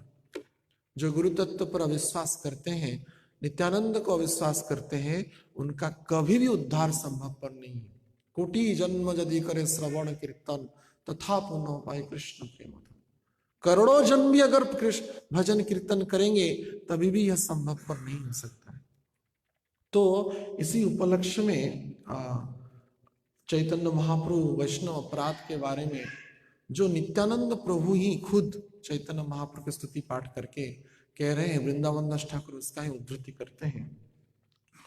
नित्य शुद्ध कामवंत नित्य शुद्ध ज्ञानवंत वैष्णव सकल तबे जे कलह देखे सब कुतूहल। इहा ना बुझिया कोने कोन बुद्धि नाश एक बंदे आर निंदे जाइबे कनाश। नित्य शुद्ध ज्ञानवंत वैष्णव सकल, यहाँ पे सकल शब्द बड़ा महत्वपूर्ण है। तो नित्यानंद प्रभु कह रहे हैं कि जो वैष्णव है पूर्णतः ज्ञानवंत है, क्योंकि वैष्णव और आचार विज्ञाना बुझा है। वैष्णव का जो आचरण है, कितना भी ज्ञानी हो पंडित हो, अपने बुद्धि से दिमाग से किसी एक वैष्णव का आचरण को हम समझ ले, यह असंभव है, विशेष करके उच्च कोटि के जो वैष्णव है। और यहाँ पे लेकिन नित्यानंद प्रभु कह रहे हैं वैष्णव सकल, जितने भी वैष्णव हैं, और महाप्रभु संज्ञा देते हैं जारा मुखे एको कृष्ण नाम तारे वैष्णव, जिसके मुख में एक भी बार कृष्ण नाम प्रकट हो गया वो वैष्णव हो गया। यद्यपि इसका तात्विक अर्थ आचार्यगण कभी कभार करते हैं, कुछ आचार्यगण, कि जारा मुखे एको कृष्ण नाम, यानी कि कृष्ण नाम के व्यतिरिक्त और कुछ नाम निकलता ही नहीं, कृष्ण वही वैष्णव है। दोनों अर्थ ही ग्रहणीय है। तो लेकिन यहां पे तो नित्यानंद प्रभु कह रहे वैष्णव सकल, जितने भी वैष्णव हैं सभी के लिए नित्यानंद प्रभु कह रहे हैं। तो इनके तबे जे कलह देखे सब भूतल, हम कभी कभार देखते हैं वरिष्ठ भक्तों में कभी कभार कलह हो जाता है, एक दूसरे से कलह हो जाता है, लेकिन उसको देख करके भी जो अश्रद्धा करता है, क्या कहते हैं, और इसके अनुसार हमारी जिन वैष्णव के प्रति, यानी कि हम जिनसे जुड़े हुए हैं, हमारे शिक्षा गुरु हो, दीक्षा गुरु हो, या जो भी हम जिनके प्रति हम आसक्त हैं भक्ति के संदर्भ में, उनको ही वंदना करेंगे और दूसरों को अवमानना करेंगे, तो नित्यानंद प्रभु कह रहे हैं एको बंदे आर निंदे जाइबे कनाश, उसका सर्वनाश हो जाएगा। ये बड़ी महत्वपूर्ण है कि प्रैक्टिकल जीवन में, आचरण में यह वास्तविक संभव पर नहीं हो पाता है, लेकिन अगर यह प्रवृत्ति हमारे अंदर रहेगा नित्यानंद प्रभु के वचन के अनुसार, निश्चित रूप से हमारा, यद्यपि हम शारीरिक रूप में वचन में भी अपराध नहीं करते, लेकिन वैष्णव के प्रति मानसिक अपराध भी ग्रहणीय होता है। मानस पट्ट में अगर किसी वैष्णव के प्रति हमारा अविचार आ गया, गलत विचार आ गया, तो यह अपराध ग्रहणीय है। तो इहा ना बुझिया, ये सब समझ नहीं पाते साधारण भक्त। वैष्णव का कलह है, हाँ, और कुछ मान अभिमान हो गया एक वरिष्ठ भक्तों में या उच्च कोटि के भक्तों में, तब उसी के अनुसार हम अपने ही जो पंक्ति है, संगी है या ग्रुप है, उसके ही ग्लोरिफिकेशन करेंगे और दूसरे वैष्णव का हम गुणगान नहीं करेंगे तथा उनकी निंदा करेंगे, अवमानना करेंगे, तो हमारा सर्वनाश सुनिश्चित है नित्यानंद प्रभु के वचन के अनुसार। यह ना बुझिया कोनो कोनो बुद्धि नाश, ये हमारा बुद्धि नाश ही हो रहा है। तो क्या होगा, एको बंदे आर निंदे जाइबे कनाश, एक की वंदना करेंगे दूसरों को निंदा करेंगे, ये किस प्रकार की वैष्णवता है। तो इसका सर्वनाश सुनिश्चित है। वृंदावन दास ठाकुर इसको प्रमाणित करके बोल रहे हैं। तो इसलिए साधु बड़ा सावधान रहना चाहिए कि ऐसा कभी भी हमारे जीवन में। उसके बाद तो और भी कह रहे हैं, वैष्णव हिंसार कथा से आकुत दूरे सहज जीवेरे जे अधम पीड़ा करे। वैष्णव तो बहुत ऊंची बात है। सहजे जीवेरे जे अधम पीड़ा करे, जीव मात्र को भी अगर निंदा करना मना किया गया। यहाँ जीव मात्र को भी, कोई भी जीव, यहाँ पे जीव सिर्फ मनुष्य मात्र नहीं, ऐसे कि पशु पक्षी को भी निंदा करना मना किया गया। और साधारण जो कर्मी लोग हैं उनको भी निंदा करने की अधिकार नहीं किसी भी व्यक्ति का। भक्ति विनोद ठाकुर उसको 4 प्रकार का अपराध है, जैसे वैष्णव अपराध, सेवा अपराध, धाम अपराध, नाम अपराध के वर्णना करते हैं। और एक बोलते हैं जीव अपराध, पंचम नामक एक अपराध के बारे में वर्णना करते हैं, वो जीव अपराध है। साधारण जीव को भी जो निंदा करता है तो उसको ठेर नहीं है, भगवान उसको कभी भी क्षमा नहीं करते। क्यों? क्योंकि ईश्वर के सृष्टि में हर एक जीव ही भगवान का संतान है। उसके पिता कौन है? स्वयं भगवान है। अहम बीज प्रद पिता। मान लीजिए किसी पिता के सामने किसी पुत्र को गाली करेंगे तो पिता को अच्छा लगेगा? कभी भी नहीं, असंभव है। और उनमें से जो अच्छे बच्चे हैं, उन पुत्रों में जो अच्छे पुत्र हैं, उनको पिता तो विशेष स्नेह करता है। तो उन जीवों मात्रों में भी जो अच्छे संतान है वो वैष्णव होते हैं। कल हम कुछ समय पहले हम चर्चा कर रहे थे, कितनी संख्या कम है, 130 करोड़ में 1-2 लाख भक्त हैं, तो वो विशेष है। तो ब्रह्मवैवर्त पुराण में वर्णना है कि हर एक भक्त नहीं बन पाता है। तो राधा और कृष्ण माने गोलोक वृंदावन में लॉटरी खेलते हैं जैसे तो उसमें चीट रहता है अमुक अमुक जीवात्मा का, तो चीट रहता है, तो राधा कृष्ण खेलते हैं। हाँ, और राधा रानी जिनका चीट उठाती है तो बोलते हैं इसका नाम पढ़िए, हाँ ये भक्त बनेगा। तो हमारा नाम भी राधा रानी ने निकाला है। तो ये विशेष होते हैं। कोई भी भक्त बना है तो वो विशेष है, चाहे वो कनिष्ठ हो, मध्यम हो या उत्तम अधिकारी हो। तो जीव मात्र की ही निंदा करने के लिए यहाँ पे नित्यानंद प्रभु वृंदावन दास ठाकुर के वाक्य में कह रहे हैं, सहजे जीवेरे जे अधम पीड़ा करे। तो इसलिए विष्णु पूजी आयो जे प्रजार द्रोह करे, पूजाओ निष्फल है आर दुख नरे। वो नरक की प्राप्ति करता है, दुख तो पाता है इस काल में भी, और उसको नरक की प्राप्ति होती है। निश्चितः निंदा हमको नरक की प्राप्ति कराता है। तो आचार्यगण मुझे एक बार महाराज जी बोलते, हर एक दिन सोने से पहले विचार करो शरीर में कितने के प्रति अवमानना किए हो, वचन में कितने को प्रति अवमानना किए हो, और मानस पट्ट में कितनों के प्रति अवमानना किए। इसको काउंटिंग करके लिखो और महीने के अंत में देखो तुम्हारा क्या स्थिति है, कौन सा नरक को जाने वाले हो, गरुड़ पुराण से चेक कर लेना। तो वो बोलते थे कौन से नरक के जागे, हाँ से हरिनाम ले लिया तो उद्धार हो जाए, लेकिन ये अपराध से मुक्त होना पड़ा। अपराध शून्य हो लह कृष्ण नाम, अपराध शून्य होकर के कृष्ण नाम लेना है। और भगवान किसी का भी अपराध क्षमा नहीं करते, चाहे भगवान के निजी पार्षद भी क्यों ना हो। सची माता के प्रसंग में यह वर्णना है, सची माता का अद्वैत आचार्य के चरणों में अपराध हुआ था।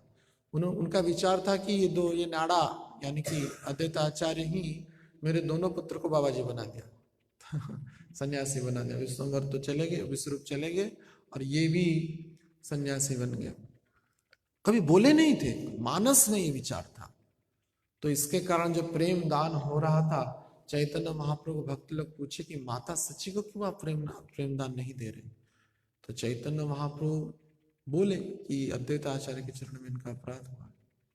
तो सची माता व्याकुल होकर के अद्वैत आचार्य के चरणों में जब समर्पित होने के लिए जा रहे थे, क्षमा प्रार्थना के लिए करने के लिए जा रहे थे, और अद्वैत आचार्य विचार किए ये तो विश्वम्भर चैतन्य महाप्रभु की जगन माता है, ये तो मेरे लिए क्या सबके लिए पूजनीय है।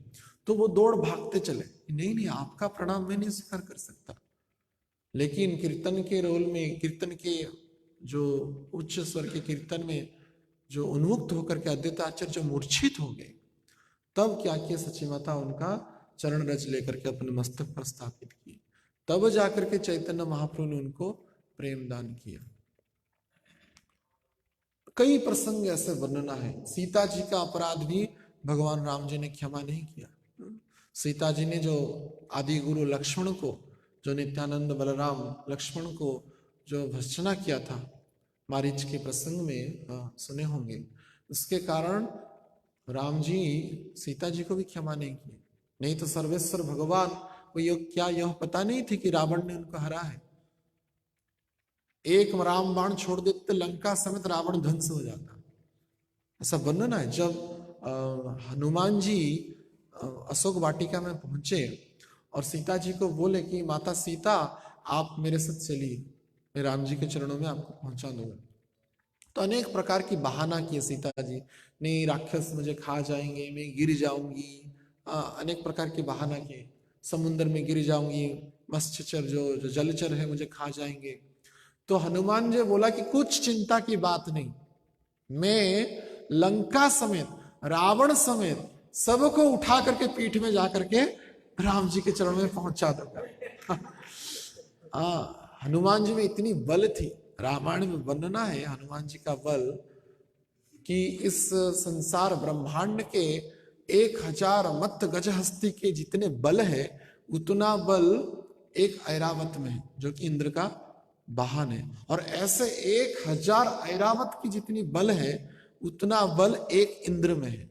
और ऐसे 1000 इंद्र की जितना बल है हनुमान जी की एक रोमकूप में उतना शक्ति है।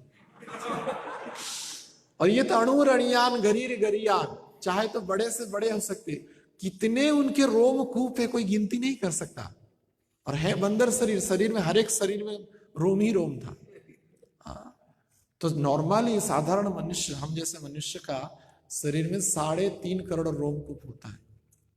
3.5 करोड़। तो सोचिए एक एक रोमकूप में 1000 इंद्र की शक्ति है। तो कितनी शक्ति हनुमान जी की है। तो हनुमान जी तो सामर्थ्य थे ही। राम नाम की यह शक्ति, नाम नामकारी बहुधा निज सर्व शक्ति। तो नाम का ही यह शक्ति है, जो भगवान को धारण किए वो जगत को धारण कर ले, कोई बड़ी बात नहीं। तो जब ऐसा बोले तो सीता जी बोले अभी तो कुछ उत्तर है नहीं तो कोई मर्यादा भी हनन नहीं होगा। तब उन्होंने एक न्याय बताया, जयंत का प्रसंग बताया। चित्रकूट में जयंत ने कैसे वक्षदेश पर आघात करके, जो इंद्रपुत्र जयंत ने मेरी अवमानना किया था, और राम जी ने उसके उद्देश्य में एक तिनका बस छोड़ दी, तो संपूर्ण ब्रह्मांड में वो विचरण करता रहा, लेकिन उस राम बाण से मुक्त नहीं पाया। बाद में जो शरणापन्न हुआ सीता जी के चरणों में उल्टा होकर के नारद जी के वचनों के अनुसार, तब जाकर के भगवान ने क्षमा किया, लेकिन फिर भी एक आंख फोड़ ही दिया, एक आंख फोड़ ही दिया। तो ये मेरा इसलिए हुआ है, राम जी मेरा उद्धार लगभग इतना 4 महीना हो गया किए नहीं, यह इसका कारण यह ही है क्योंकि मेरा गुरु तत्व। तो इसीलिए तुम राम जी के शरण में जाना, पहले लक्ष्मण जी को प्रणाम करना और मेरे ओर से क्षमा प्रार्थना करना। लक्ष्मण जी कैसे उच्च कोटि के वैष्णव, तो आदि कभी अपराध हो ही नहीं सकता। तो लक्ष्मण जब इस विषय में सुने, क्रंदन करने लगे कि मैं तो ये कभी विचार ही नहीं किया था। हे अग्रज प्रभु राम, आपने इतना गंभीरता से इसको विचार किया है। और जब सीता जी ने क्षमा प्रार्थना कर दिया, तुरंत ही राम जी ने सेना प्रस्तुत कर दिया और लंका की ओर कूच कर दी। तो भगवान किसी की भी अपराध को क्षमा नहीं करते, किसी का भी नहीं। तो हम अगर इतने कोटि के स्तर में होने के बाद अगर हम वैष्णव की निंदा करेंगे, जो विष्णु का भजन करते हैं, कृष्ण का भजन करते हैं, क्या हमको भगवान क्षमा करेंगे? कभी नहीं। ऐसे कि जीव मात्र की निंदा करने के लिए यहाँ पे नित्यानंद प्रभु बोल रहे हैं विष्णु पूजियाओं जे प्रचार द्रोह करे, पूजाओ निष्फल आर दुखे नरे। वो दुख ही पाता है जीवन भर, जीवन के अंत में दुख को ही प्राप्त करता है और नरक आदि लोगों की प्राप्ति करता है। तो इसलिए और भी कहते हैं, जत पाप हय प्रजा गणेर हिंसन, तार सत गुण हय वैष्णव निंदन। एक साधारण कर्मी जो जीव है, उसको निंदा करने में जितना पाप की प्राप्ति होती है, उससे 100 गुना ज्यादा पाप एक वैष्णव की निंदा करने से होती है, मानसिक भी क्यों ना हो। मानसिक भी अगर किसी वैष्णव को हम कष्ट दिए हैं, अपनी ओर से कुविचार रखे हैं, अपराध बोध रखे हैं, शत्रुता भाव, राग द्वेष, हिंसा, कपट भाव रखे हैं, तो 100 गुना उसका फल प्राप्त होती है। तारा 100 गुण है वैष्णव निंदा ने। जैसे कि हम तो बारंबार भगवान के सामने कीर्तन करते हैं, भगवान के विग्रह के सामने नृत्य करते, लेकिन उन विग्रह के जो परम भक्त वैष्णव हैं, तो उनको अगर अवमानना करते हैं, तो यह विग्रह या भगवत विग्रह जो ब्रजेंद्र नंदन ही स्वरूप है, वो कभी भी हमारा भक्ति को स्वीकारते नहीं। महाराज जी बोलते थे, जो निंदुक होते हैं, चाहे कितना भी गला उनका सुंदर हो, भगवान के आगे कीर्तन करे तो भगवान को लगता है कोई गधा बोल रहा है। गधा का वेद पाठ जैसा होता है, एक निंदुक का सुमधुर स्वर में कीर्तन वैसा ही है। जैसे गधा कैसे रमाता है, देख सुने होंगे ना, हाँ ऐसा करता है ना, तो भगवान को उतना पीड़ा देता है, अरे मेरे कान में कोई खोलता अग्नि डाल रहा है। यद्यपि व्यावहारिक दृष्टि से गंधर्व विद्या में परिपूर्ण वो उसका गला हो, अनेक वाद्य यंत्र के सहित वो कीर्तन करे, लेकिन अगर वो निंदुक है, अपराधी है, तो उसका कीर्तन भगवान को ऐसा प्रतीत होता है। तो इसलिए बड़ी सावधानी से श्रद्धा करी मूर्ति पूजे भक्त नादरे।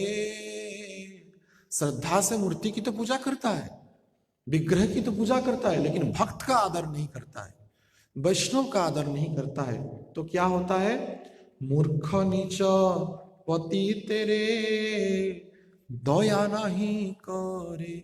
उस मूर्ख को, उस पतित को मैं कभी भी दया नहीं करता, कभी भी दया नहीं करता, चाहे कितना भी कंडीशन खराब हो जाए, कितना भी गिड़गिड़ाए, लेकिन मैं उस निंदुक को कभी भी क्षमा नहीं करूंगा, असंभव है। ये चेतावनी दे रहे हैं नित्यानंद प्रभु, गुरु तत्व नित्यानंद प्रभु चेतावनी दे रहे हैं, कभी नहीं तरे, कब भी वो तरेगा नहीं, असंभव है ये। तो इसलिए बड़ी सावधानी से हमको शास्त्र का मर्म को पहचानना चाहिए, समझना चाहिए। अंतिम में कह रहे हैं, भक्ता धम शास्त्र कहे ए सब जना रे, प्रभु अवतार जय जन भेद करे। और कुछ कुछ होते हैं वैष्णव तो निंदा नहीं करते, थोड़ा और मध्यम अधिकारी जो हैं कनिष्ठ अधिकारी वैष्णव की निंदा करते, मूर्ति में आग्रह रखते हैं, और वो क्या करते हैं ना, प्रभु के अवतार में भिन्नता रखते हैं। अरे राम बड़ा है, कृष्ण छोटा है, कृष्ण बड़ा है, राम छोटे हैं, वामन देव इतने पराक्रमी नहीं है, ये है वो है। उसके बाद क्योंकि वैष्णव की पहला निंदा करता है जो, उसके बाद क्या करेगा, भगवान की निंदा करेगा, भगवान की निंदा करेगा, भगवान के पार्षदों की निंदा करेगा, वो बड़े हैं वो छोटे हैं ऐसा विचार करेगा। प्रभु अवतार जई जेना भेद करे, प्रभु के जो अवतार हैं उसमें भेद दृष्टि होती है। शुरुआत ऐसे होता है, पहले तो शरीर में करते हैं, उसके बाद वचन में करते हैं, उसके बाद मानसिक में भी चलता रहता है। उसके बाद वैष्णव की निंदा उसमें भर गया पूरा ना, पेट भरा नहीं तो भगवान की निंदा करना शुरू कर लेते हैं, भगवान के अवतार, भगवान के पार्षदों के बारे में निंदा करना शुरू कर लेते हैं। एक अवतार भजे ना भजे कृष्ण रघुनाथ करे भेद व्यवहार। यहां पर स्पष्ट लिख रहे वृंदावन दास ठाकुर, एक अवतार का भजन करता है और दूसरे अवतार की अवमानना करता है। कृष्ण का भजन करता है और रघुनाथ की निंदा करता है। कृष्ण रघुनाथ करे भेद व्यवहार। रघुनाथ यानी कि रघुनंदन श्री राम जी के निकट में अश्रद्धा रखता है और उसके बाद उनकी अवगुण गान करने लगता है। उन्होंने सीता का त्याग कर दिया, ये गलत है, ये है, वो है, जगत में बोलते हैं लोग और अश्रद्धा करते हैं। तो वो ऐसे स्तर बढ़ती जाती है। वैष्णव की निंदा से जीव की पहले वे निंदा करते हैं, उसके बाद वैष्णव की निंदा करते हैं, ऐसे होते होते भगवत पार्षदों में निंदा करते हैं, उसके बाद भगवत अवतारों में निंदा करते हैं और अंतिम में पूरा ही हमारा पतन हो जाता है। बलराम जी में, शिव जी में आदि अनेक उसकी सूची बना रहे हैं। वो क्या है बोलते हैं, भक्ता धम शास्त्र कहे ये सब जनान। ये भक्त में होते हुए भी अधम है, निम्न है और वो नरकगामी है। तो वैष्णव अपराधी महानतम पाप है इस जगत में। ऐसे कि नित्यानंद प्रभु और चैतन्य महाप्रभु बोले, जगत में अधम पतित पामर किछु नहीं बाचे। कितना भी अधम हो, पतित हो, पामर हो, उसको मैं उद्धार करूंगा, लेकिन निंदुकों को कभी उद्धार नहीं करूंगा।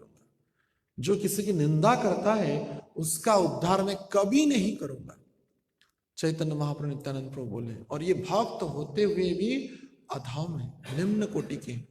तो इसीलिए हम सभी वैष्णव जो सौभाग्य के क्रम से श्रील प्रभुपाद जी, नित्यानंद तत्व श्रील प्रभुपाद जी और गुरु महाराज की कृपा से तथा अनेक वैष्णवों के कृपा कटाक्ष से हम जो इस भक्ति पथ पर अग्रसर हो रहे हैं, अगर हम उसको इसी दुर्गम जो भक्ति पथ है उसमें अगर अपराध को करते जाएंगे तो ये जीवन बहुत ही कष्टमय हो जाएगा और नित्यानंद प्रभु के वचन के अनुसार नरक की प्राप्ति होगी। तो इसलिए बड़ी सावधानी से बंदमुहि सावधान मते, वंदना तो करना है, भक्ति तो करना है, लेकिन नरोत्तम दास ठाकुर कहते हैं सावधान मते, बड़ी सावधानी से भजन करना होगा। ऐसा लिखा भी गया है शास्त्र में, सेवा धर्म परम गहन योगी नाम अप्यगम्य। ये योगियों के लिए भी समझ में नहीं आता ये सेवा, भगवत सेवा, भगवान का नाम यद्यपि पूर्णतः सहज है तथा सुलभ है, लेकिन बस ये हमको बड़ी जागृत अवस्था में और हमको सचेतन होना है, तब जाकर के ये दुर्लभ कृष्ण प्रेम और कृष्ण भक्ति को हम प्राप्त करेंगे। हरे कृष्णा कृष्णा कृष्णा हरे हरे, हरे राम राम राम हरे हरे। कृष्ण प्रश्न है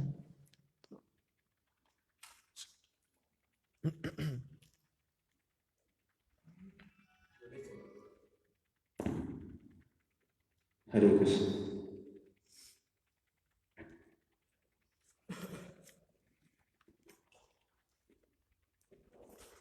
हरे कृष्ण। तो ये आप बता रहे थे भक्तों की निंदा करने के बारे में, तो एक तो अवस्था में होता है कि कैसे हम लोग को बहुत केयरफुल रहना चाहिए सीखना, लेकिन जो मानस पटेल का हम लोग ऑलरेडी अपराध कर चुके हैं, निंदा कर चुके हैं भक्तों की, तो उसके लिए क्या कर सकते हैं, कैसे उसका सॉल्यूशन है? तो आचार्यगण बोलते हैं अगर किसी वैष्णव के निकट में अगर अपराध हुआ है, हाँ, तो साक्षात उन्हीं वैष्णव के निकट में जाकर के ही उनको क्षमा प्रार्थना करना चाहिए। बाद में वो वैष्णव क्षमा करे या ना करे ये उनके ऊपर डिपेंड करता है, लेकिन हमको जो स्मरण है, जिन्हें किसी वैष्णव के निकट में हमारा अपराध हुआ है तो डायरेक्ट उनके शरण में जाकर के उनको क्षमा प्रार्थना करना चाहिए, विनम्र भाव से बोलना चाहिए। और वैष्णव वैसे दयालु होते हैं, वो दया कर लेंगे और क्षमा कर लेंगे। बाद में अगर दया नहीं करेंगे तो बात अलग है, वो उनके ऊपर डिपेंड है, करेंगे या ना करेंगे। लेकिन यहाँ ही करना चाहिए, जिसी के पास अपराध हुआ है उन्हीं के पास ही जाकर के क्षमा प्रार्थना करना चाहिए। और मान लीजिए इतना अपराध हो गया स्मरण ही नहीं, हाँ, इतना अपराध हो गया, सामूहिक अपराध भी बहुत हो जाता है। जैसे बोलते हैं अरे बिहारी लोग सब खराब है, जैसे कुछ कुछ लोग बोलते हैं हाँ, अरे बिहार में और सबसे बड़े बिहारी वाक्य बिहारी है। हाँ, उनको भी निंदा हो गया। और बिहार में भी कई तो जैसे चंडीदास, हाँ, विद्यापति, ये सब बिहार में उनके पास भी अपराध हो गया। अब बिहारी लोग को आप दुष्ट हैं बोलेंगे तो उनके और भी कई राधा गोविंद महाराज हैं और कई कई वरिष्ठ भक्त हैं और अनगिनत चाहे कितने पैदा हुए होंगे, उत्पन्न हुए होंगे। लोगों की ये असमझ ये सामूहिक हो जाता है। तो इससे निवृत्ति कैसे हो सकता है? तब कोई वरिष्ठ जो अधिकारी वैष्णव है उनके पास जाकर के खुल करके बोलना चाहिए और भरी सभा में इसको स्वीकारना चाहिए कि मैं ऐसा ऐसा अपराधी हूं। तब भी भगवान दया करते हैं। और हम अपराधी होते हुए भी अपना व्यक्तित्व को छुपाते हैं, बोलते नहीं। सोचिए बिल्लमंगल ठाकुर जो अपनी बारे में बोले हैं, मैं चिंतामणि विश्वा के पति था, तो वो कोई बोलने वाला कोई दूसरा था क्या? उसकी वर्णना उन्होंने खुद ही किया है। अपनी जो गलतियों के बारे में उन्होंने खुद ही वर्णना किया है। तो हमको भी उन्मुक्त होकर के खोल करके इसको बोलना चाहिए। अगर सामूहिक हो गया और व्यक्तिगत रूप से हुआ है तो उन पर्टिकुलर वैष्णव के पास जाकर के क्षमा प्रार्थना करना यथाशीघ्र, इसमें विलंबता नहीं करना चाहिए। लज्जा आती है ना, लेकिन जब वैष्णव के चरणों में पतित होते हैं तब हमारी भक्ति बढ़ती है, ना कि कम होती है, और आध्यात्मिक बल प्राप्त होती है। और ऐसा लिखा गया है शास्त्र में, हम अगर किसी की निंदा करते हैं तो हमारे जितने भी आध्यात्मिक बल है उसके पास चला जाता है, और जिसकी निंदा कर रहे हैं उसकी जितनी बुराई है हमारे अंदर आ जाता है, क्योंकि हम बुराई देख रहे हैं ना। तो इसीलिए बड़ी सावधानी से ये करना चाहिए। ठीक है, हाँ हाँ लेकिन हम लोग तो अपराध मानस मतलब ऐसे करते रहते हैं हाँ कंटिन्यूसली, तभी हमारा जब उतना अच्छे से नहीं हो पा रहा है और भक्ति अच्छे से नहीं हो पा रही है, इसका मतलब कहीं कहीं अपना करते जा रहे हैं। नाम पे रुचि नहीं आ रहा है इसका मतलब स्पष्ट है कि अपराध है। तो कैसे हम लोग इससे बात? तो इसीलिए तो श्रवण करना चाहिए और दृढ़ निश्चयता से इसको पदक्षेप लेना चाहिए। और शास्त्रों में लिखा गया है भक्ति में प्रगति करने का एक ही सूत्र है, निश्चयता, स्ट्रॉन्ग डिटर्मिनेशन। वो जब तक होगा ना ही होगा नहीं तब तक कल्याण का मार्ग उन्मोचन होगा नहीं। जैसे कि चैतन्य महाप्रभु जगाई माधाई को बोले, अगर कल समय होगा तो वहां पे पहुंचेंगे, तो प्रभु कोयला करिबू नाई रे पाप। प्रभु बोला, यानी चैतन्य महाप्रभु बोले कि जो तो कर लिया, समस्त पाप कर लिए थे। चैतन्य भागवत में बनना, इनका इतना पाप था कि यमराज के जितने सब स्टोर हाउस थे सब भर गए थे लिखाई करते करते, इतने पापी थे। हाँ। लेकिन चैतन्य महाप्रभु को उद्धार करे तो बोले कि प्रभु कहला करिबू नाई रे पाप, अब से पाप मत करना। और जगाई माधाई बोले आर नाई रे बाप। आर नाई रे बाप, और नहीं करेंगे। तो हम भी जब यहाँ पे आध्यात्मिक जगत में प्रवेश किए शिक्षाओं के द्वारा, दीक्षाओं के द्वारा, आर नाई रे बाप। और ऐसा लिखा गया दीक्षा के समय में भी समर्थ जो जो सदगुरु होते हैं वो शिष्य का समस्त पाप ले लेते हैं। ये भगवान भी कह रहे हैं ना, अहम तुम सर्व पाप मुख्य समय मासज। तो उस समय पाप से मुक्त हो जाते, लेकिन हम आर नाई रे बाप नहीं करते, ये समस्या है। आरो बाप आरो बाप आरो बाप चल ही रहा है। कल से करेंगे, एकादशी से करेंगे, जन्माष्टमी से करेंगे, ऐसा लेते रहते। लेकिन अब इस मुहूर्त में, इस समय में, इस क्षण में प्रतिज्ञा लेना चाहिए। तो ये निश्चयता बड़ी महत्वपूर्ण है। तो होता रहता है बोलने से होगा नहीं, होगा ही नहीं ऐसा बोलना पड़ेगा। सावधानी होना चाहिए, इसलिए तो हम भक्त हैं। और भक्त में और साधारण जीव में क्या अंतर रहेंगे? हम ये स्लिप करते जाएंगे अगर, तो इसलिए सावधान रहना चाहिए। हरे कृष्ण। हरे कृष्ण। तो ये कई बार जैसे ऐसे होता है कि कोई भक्त है और कुछ गड़बड़ कर रहा है तो हम उसको फीडबैक नहीं देते इस वजह से कि उसे खराब ना लगे, लेकिन जब भी हम उनको देखते हैं तो फिर वही चीज़ याद आता है, तो वो भी तो एक अपराध जैसा नहीं, जैसे कृष्णनाथ कविराज गोस्वामी नित्यानंद तत्व में वर्णना कर रहे हैं, मैं सबसे बड़ा अधम, जगाई माधाई होते आमिषे पापिष्ट, पुरुषर कीट होते आमिषे लगिष्ट। जगाई माधाई से भी कोई बड़ा पापी है, यद्यपि है नहीं, लेकिन कृष्णदास कविराज गोस्वामी जैसे उच्च कोटि के भक्त कह रहे हैं मैं उनसे भी बड़ा पापी हूं, तब भी संतुष्ट। अरे चैतन्य महाप्रभु ने तो जगाई माधाई का उद्धार कर दिया, मेरा तो उद्धार नहीं की, इसलिए नहीं। जगाई माधाई भी बड़े श्रेष्ठ वैष्णव है, बाद में उन्होंने 2 लाख नाम किया, गंगा का साफ कर रहे थे, तो तब भी संतुष्ट नहीं हुआ। तो कृष्णदास कविराज गोस्वामी कहते हैं पुरुष और कीट, यानी कि मल का जो कीड़ा है उससे भी मैं लघिष्ठ हूं, सबसे निम्न तुलना दे दी।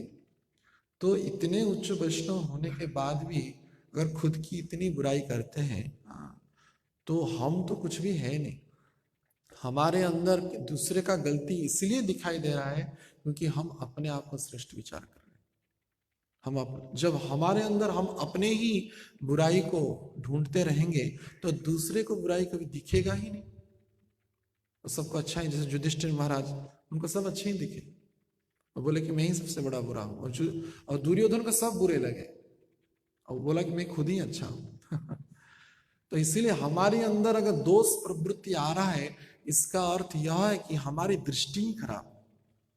इसलिए सुधार हमको अपने आप को करना है, ना कि दूसरे को सुधारने। देखिए एक ऑर्गेनाइजेशन में दूसरे को बोलने की अधिकार, माने ऑर्गेनाइजेशन सूत्र में, संस्था के सूत्र में अथॉरिटी को प्राप्त हुआ, वो देख सकता है दूसरों का दोष, लेकिन वो भी उसको नहीं कि उसको दंड देने के प्रवृत्ति से नहीं, उसको सुधार करने के प्रवृत्ति से। देखिए कर्मी जगत में भी जो जेल डाला जाता है ना, उसको क्या बोलते पता है? सुधार गृह। उसको सुधार गृह कहते हैं, वो कोई पनिशमेंट का सेल नहीं, वो सुधार गृह है। तो अगर कर्मी जगत में भी इतनी व्यापक सोच है सुधार गृह, तो हम क्यों ऐसा नहीं सोच सकते? तो अथॉरिटी भी जब किसी को देखा कोई ऑर्गेनाइजेशन के प्रति, दूसरे भक्तों के प्रति ज्यादा अवमानना कर रहा है, गलत चीज कर रहा है, तो पहले कामदंड भेद आदि विविध प्रकार के न्याय से उसको समझा जाएगा। तो अगर जब पशु के श्रेणी में अगर कोई चला जाए वैष्णव होते हुए, तब तो लगुड़म, पशुनाम लगुड़म यथा, तब तो लगुड़ दिखाना पड़ता है, यानी कि पनिशमेंट देना पड़ता है। लेकिन उस हद तक उसको प्रतीक्षा करना चाहिए। ये भी अथॉरिटी के लिए गाइडलाइन है, प्रभुपाद जी बोले कई जगह पर। तो ऐसा दृष्टि, जो कोमल दृष्टि होना चाहिए।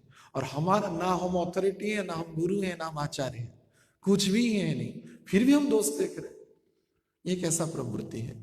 तो इसलिए हमारे अंदर ये जो प्रवृत्ति है उसको संपूर्णतः नाश करना पड़ेगा, नहीं तो ये तो सब धरा का सरा रह जाएगा।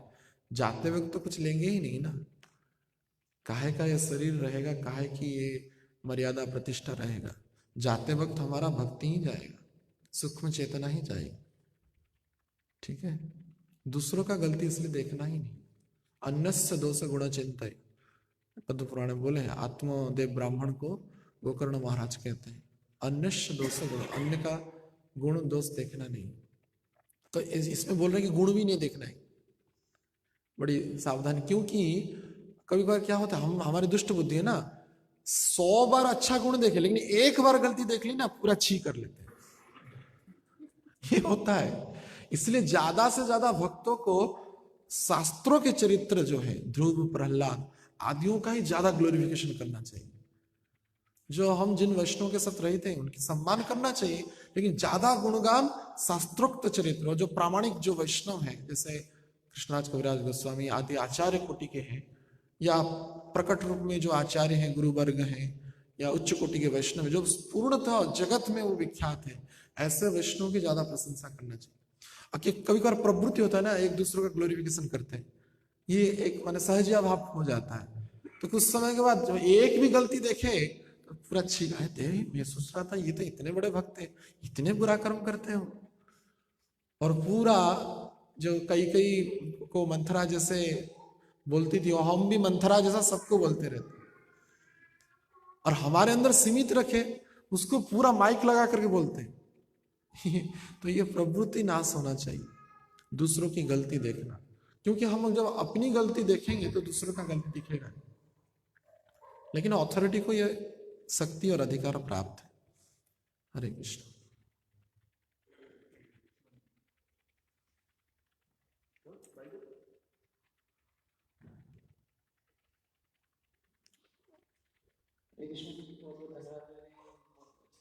अपराध के विषय में बताने के लिए तो मेरी क्वेश्चन था कि जब हम प्रचार करते हैं तो कई बार वो सिंपल लिविंग एंटिटीज हैं या एथिस्ट हैं जो भगवान का ब्लास्फेम करते हैं, तो आपने बोला अगर हम ऐसे लोगों को जीव मात्र को अपराध करते हैं तो वो भी अपराध होता है, लेकिन कई बार जरूरी रहता है कि वो मतलब एथिज्म फैला रहे हैं सब कर रहे हैं, तो कैसे करना चाहिए उनको?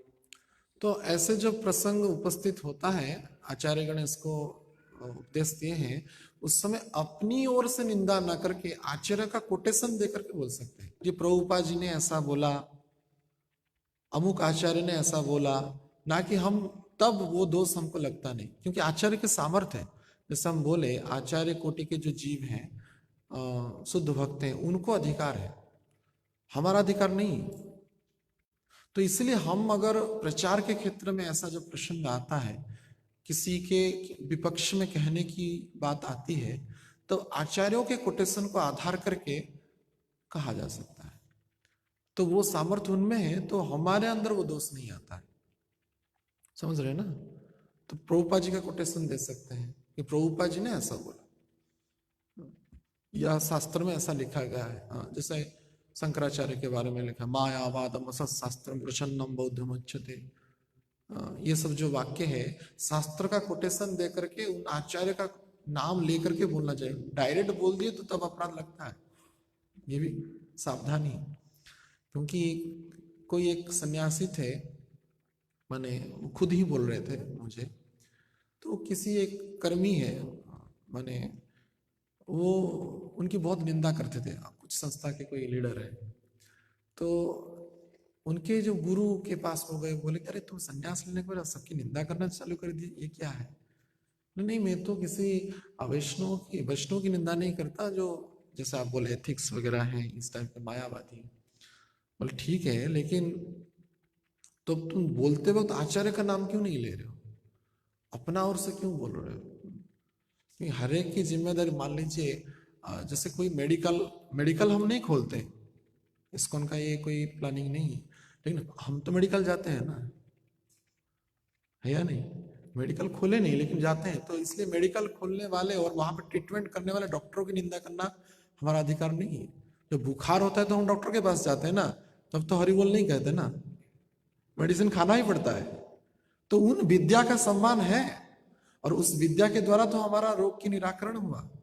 तो इस जगत का जो बैलेंस है, सिर्फ वैष्णव के द्वारा ही ये ऊर्जा शक्ति फैल रही है, लेकिन फिर भी इन लोगों की भी आवश्यकता है कुछ हद तक।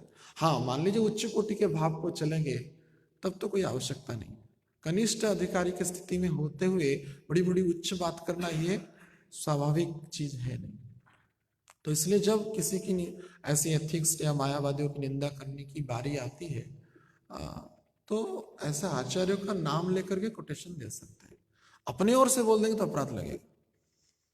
हो सकता है एक भी नाम लिया हो तो हमारे अंदर वो अपराध आ जाए। और स्वाभाविक अगर हम वैष्णव की, भगवान के गुणगान करेंगे तो एथिक्स की अब जो निंदा करने की आवश्यकता है नहीं। जब भगवान की ग्लोरिफिकेशन और शुद्ध वैष्णव की ग्लोरिफिकेशन ज्यादा होगा तो वो तो स्वतः ही छोटे पड़ जाएंगे, है ना? रसो वर्यम रसो, उन्नत रस जब पाएंगे निम्न रस को छोड़ देंगे। तो इसलिए अगर बोलना है तो आचार्य का नाम लेके, अपनी ओर से नहीं बोलना है ना। अपने हृदय से कभी विकारात्मक या क्रोध भाव रखना चाहिए किसी भी जीव के प्रति। ये सूक्ष्म विचार है, वैसे स्थूल पीते हुए हो सके या ना हो सके, लेकिन सूक्ष्म विचार तो है ही। ठीक है, हाँ।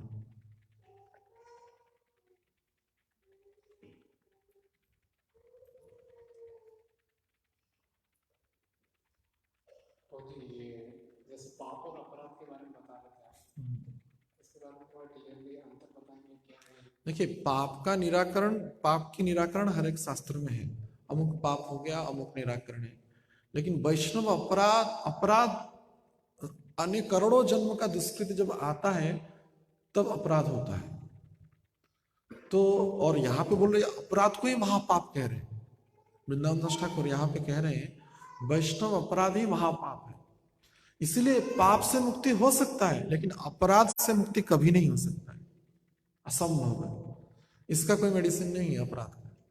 एक ही मेडिसिन है, उन वैष्णव अगर क्षमा करे, नहीं तो व्याकुल चित्त में क्रंदन भाव से बड़ी अपने आप को धिक्कार करके क्रंदन करते करते अगर हरि नाम करे तब मुक्त हो सकता है। लेकिन वो ऐसा नाम होना चाहिए पूरा प्रायश्चित भाव से। मान लीजिए कई वैष्णव के प्रति हम निंदा कर दिए, अवमानना कर दिए, स्मरण ही नहीं है, याद ही नहीं है, तो अब सोल्यूशन क्या है? तो वरिष्ठ भक्तों के पास, जो उच्च कोटि के भक्त गुरु आचार्य वर्ग हैं, उनके पास ये सब स्वीकार करके भरी सभा में समस्त वैष्णव को वो स्वीकार करके उच्च भाव में निष्काम भाव से हरिनाम करना चाहिए। क्रंदन चित्त ना प्रायश्चित भाव से कि मैं बड़ा पापी हूँ, मैं बड़ा अपराधी हूँ, ऐसे विचार करके हरिनाम करना है, तब ये मुक्त। हाँ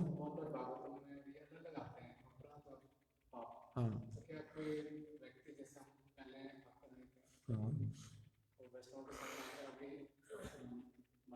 बनते हैं। तो फिर अभी जो भी चीजें कर रहा है, जो भी मतलब की गलतियां कर रहे हैं, वो सारी अपराध कहलाती है या फिर मतलब मैंने भक्त बनने के बाद, हाँ क्यों नहीं, क्योंकि सारी चीजें भगवान से रिलेटेड है, मतलब अपराध मतलब तो वो जो हमको राधा रानी और भक्ति से जो लेके जाती है। निश्चय तो ये तो ग्रेजुअल प्रोसेस में होता है ना, तुरंत कोई जाता नहीं। पतन जो है तुरंत होता नहीं, कई दिनों से एक क्रिया चलती रहती है। जब से हमारा अपराध शुरू हुआ तब से पतन का चाबी काठी खोल दिया, तब से शुरू हो जाता है। समय के अनुसार एक समय पतन हो जाता है। और पतन का अर्थ नहीं सिर्फ वैष्णव जगत में चला जाना, इसको पतन नहीं कहा जाता। हरिनाम में रुचि ना होना भी एक पतन ही है ना। मान लीजिए रूटीन लाइफ में हम बस कभी कभार कहते अरे 16 माला हो गया, टेंशन गया। मैं कई बार सुना कुछ कोई लोग बोल देते हैं, तो 16 वाला कोई टेंशन है नहीं। तो इस प्रकार का वचन भी निकल जाता है कई बार। तो ये भक्ति की क्षीणता में ही हंसी दिखा। तो इसलिए सब ग्रहण एक एक का काउंटिंग हो रहा है। गोपों ने तो अत्याचार गोरा जाए धरी, गोरा सब देख रहे। मान लीजिए किसी को देखा नहीं, लेकिन भगवान तो सब देख रहे हैं ना। तो इसलिए जो हो गया अब से नहीं करना है, और जो हो गया उसका प्रायश्चित करना है। तो कभी बार क्या होता है, हम क्लास में सुनने के बाद कुछ समय के लिए जागृत हो जाते हैं, बाद में पुनः हम उसी को होते ये होता है। लेकिन जो जागृत हुआ वही आगे बढ़ा। तो इसलिए क्लास में सभी फास्ट नहीं होते, एक भी फास्ट होता है। लेकिन हम यहाँ पे प्रभुपाद जी की इच्छा थी सब फास्ट हो। इस स्कूल में सब भी फास्ट होना चाहिए। प्रभुपाद जी बोले सब अगर शुद्ध भक्त बनेंगे तब मेरी प्रचार से मैं मानूंगा कि सक्सेस हुआ है। तो इसलिए हमको ये दृढ़ता से और संकल्पबद्ध होकर करना है।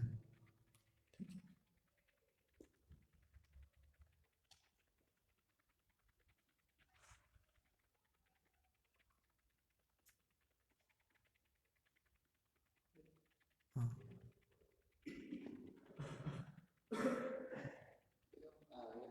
आपने जो सची माता और सीता देवी हाँ।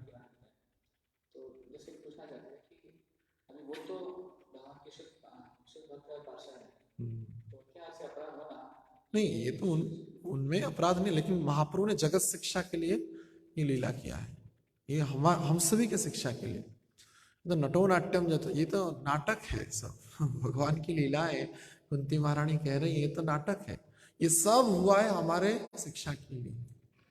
जैसे हम जागृत रहे, सजाग रहे, तो मानस में भी किसी वैष्णव के प्रति हमको अवमानना नहीं करना है, चाहे कोई एक भी नाम क्यों ना ले। तो इसलिए जीव मात्र को ही नामे रुचि जीवे दया सर्वधर्म सार, यही है। विराम देते हैं। परम करुणा के अवतार श्री नित्यानंद प्रभु की, प्रेमदाता श्री नित्यानंद प्रभु की, नित्यानंद प्रभु शुभ आविर्भाव तिथि महामहोत्सव की, अढ़ाई पंडित उत्सव की, शील प्रभुपाद महाराज की, शील गुरु महाराज की, समवेत भक्त वृंद की, निताय गौर प्रेमानंदे।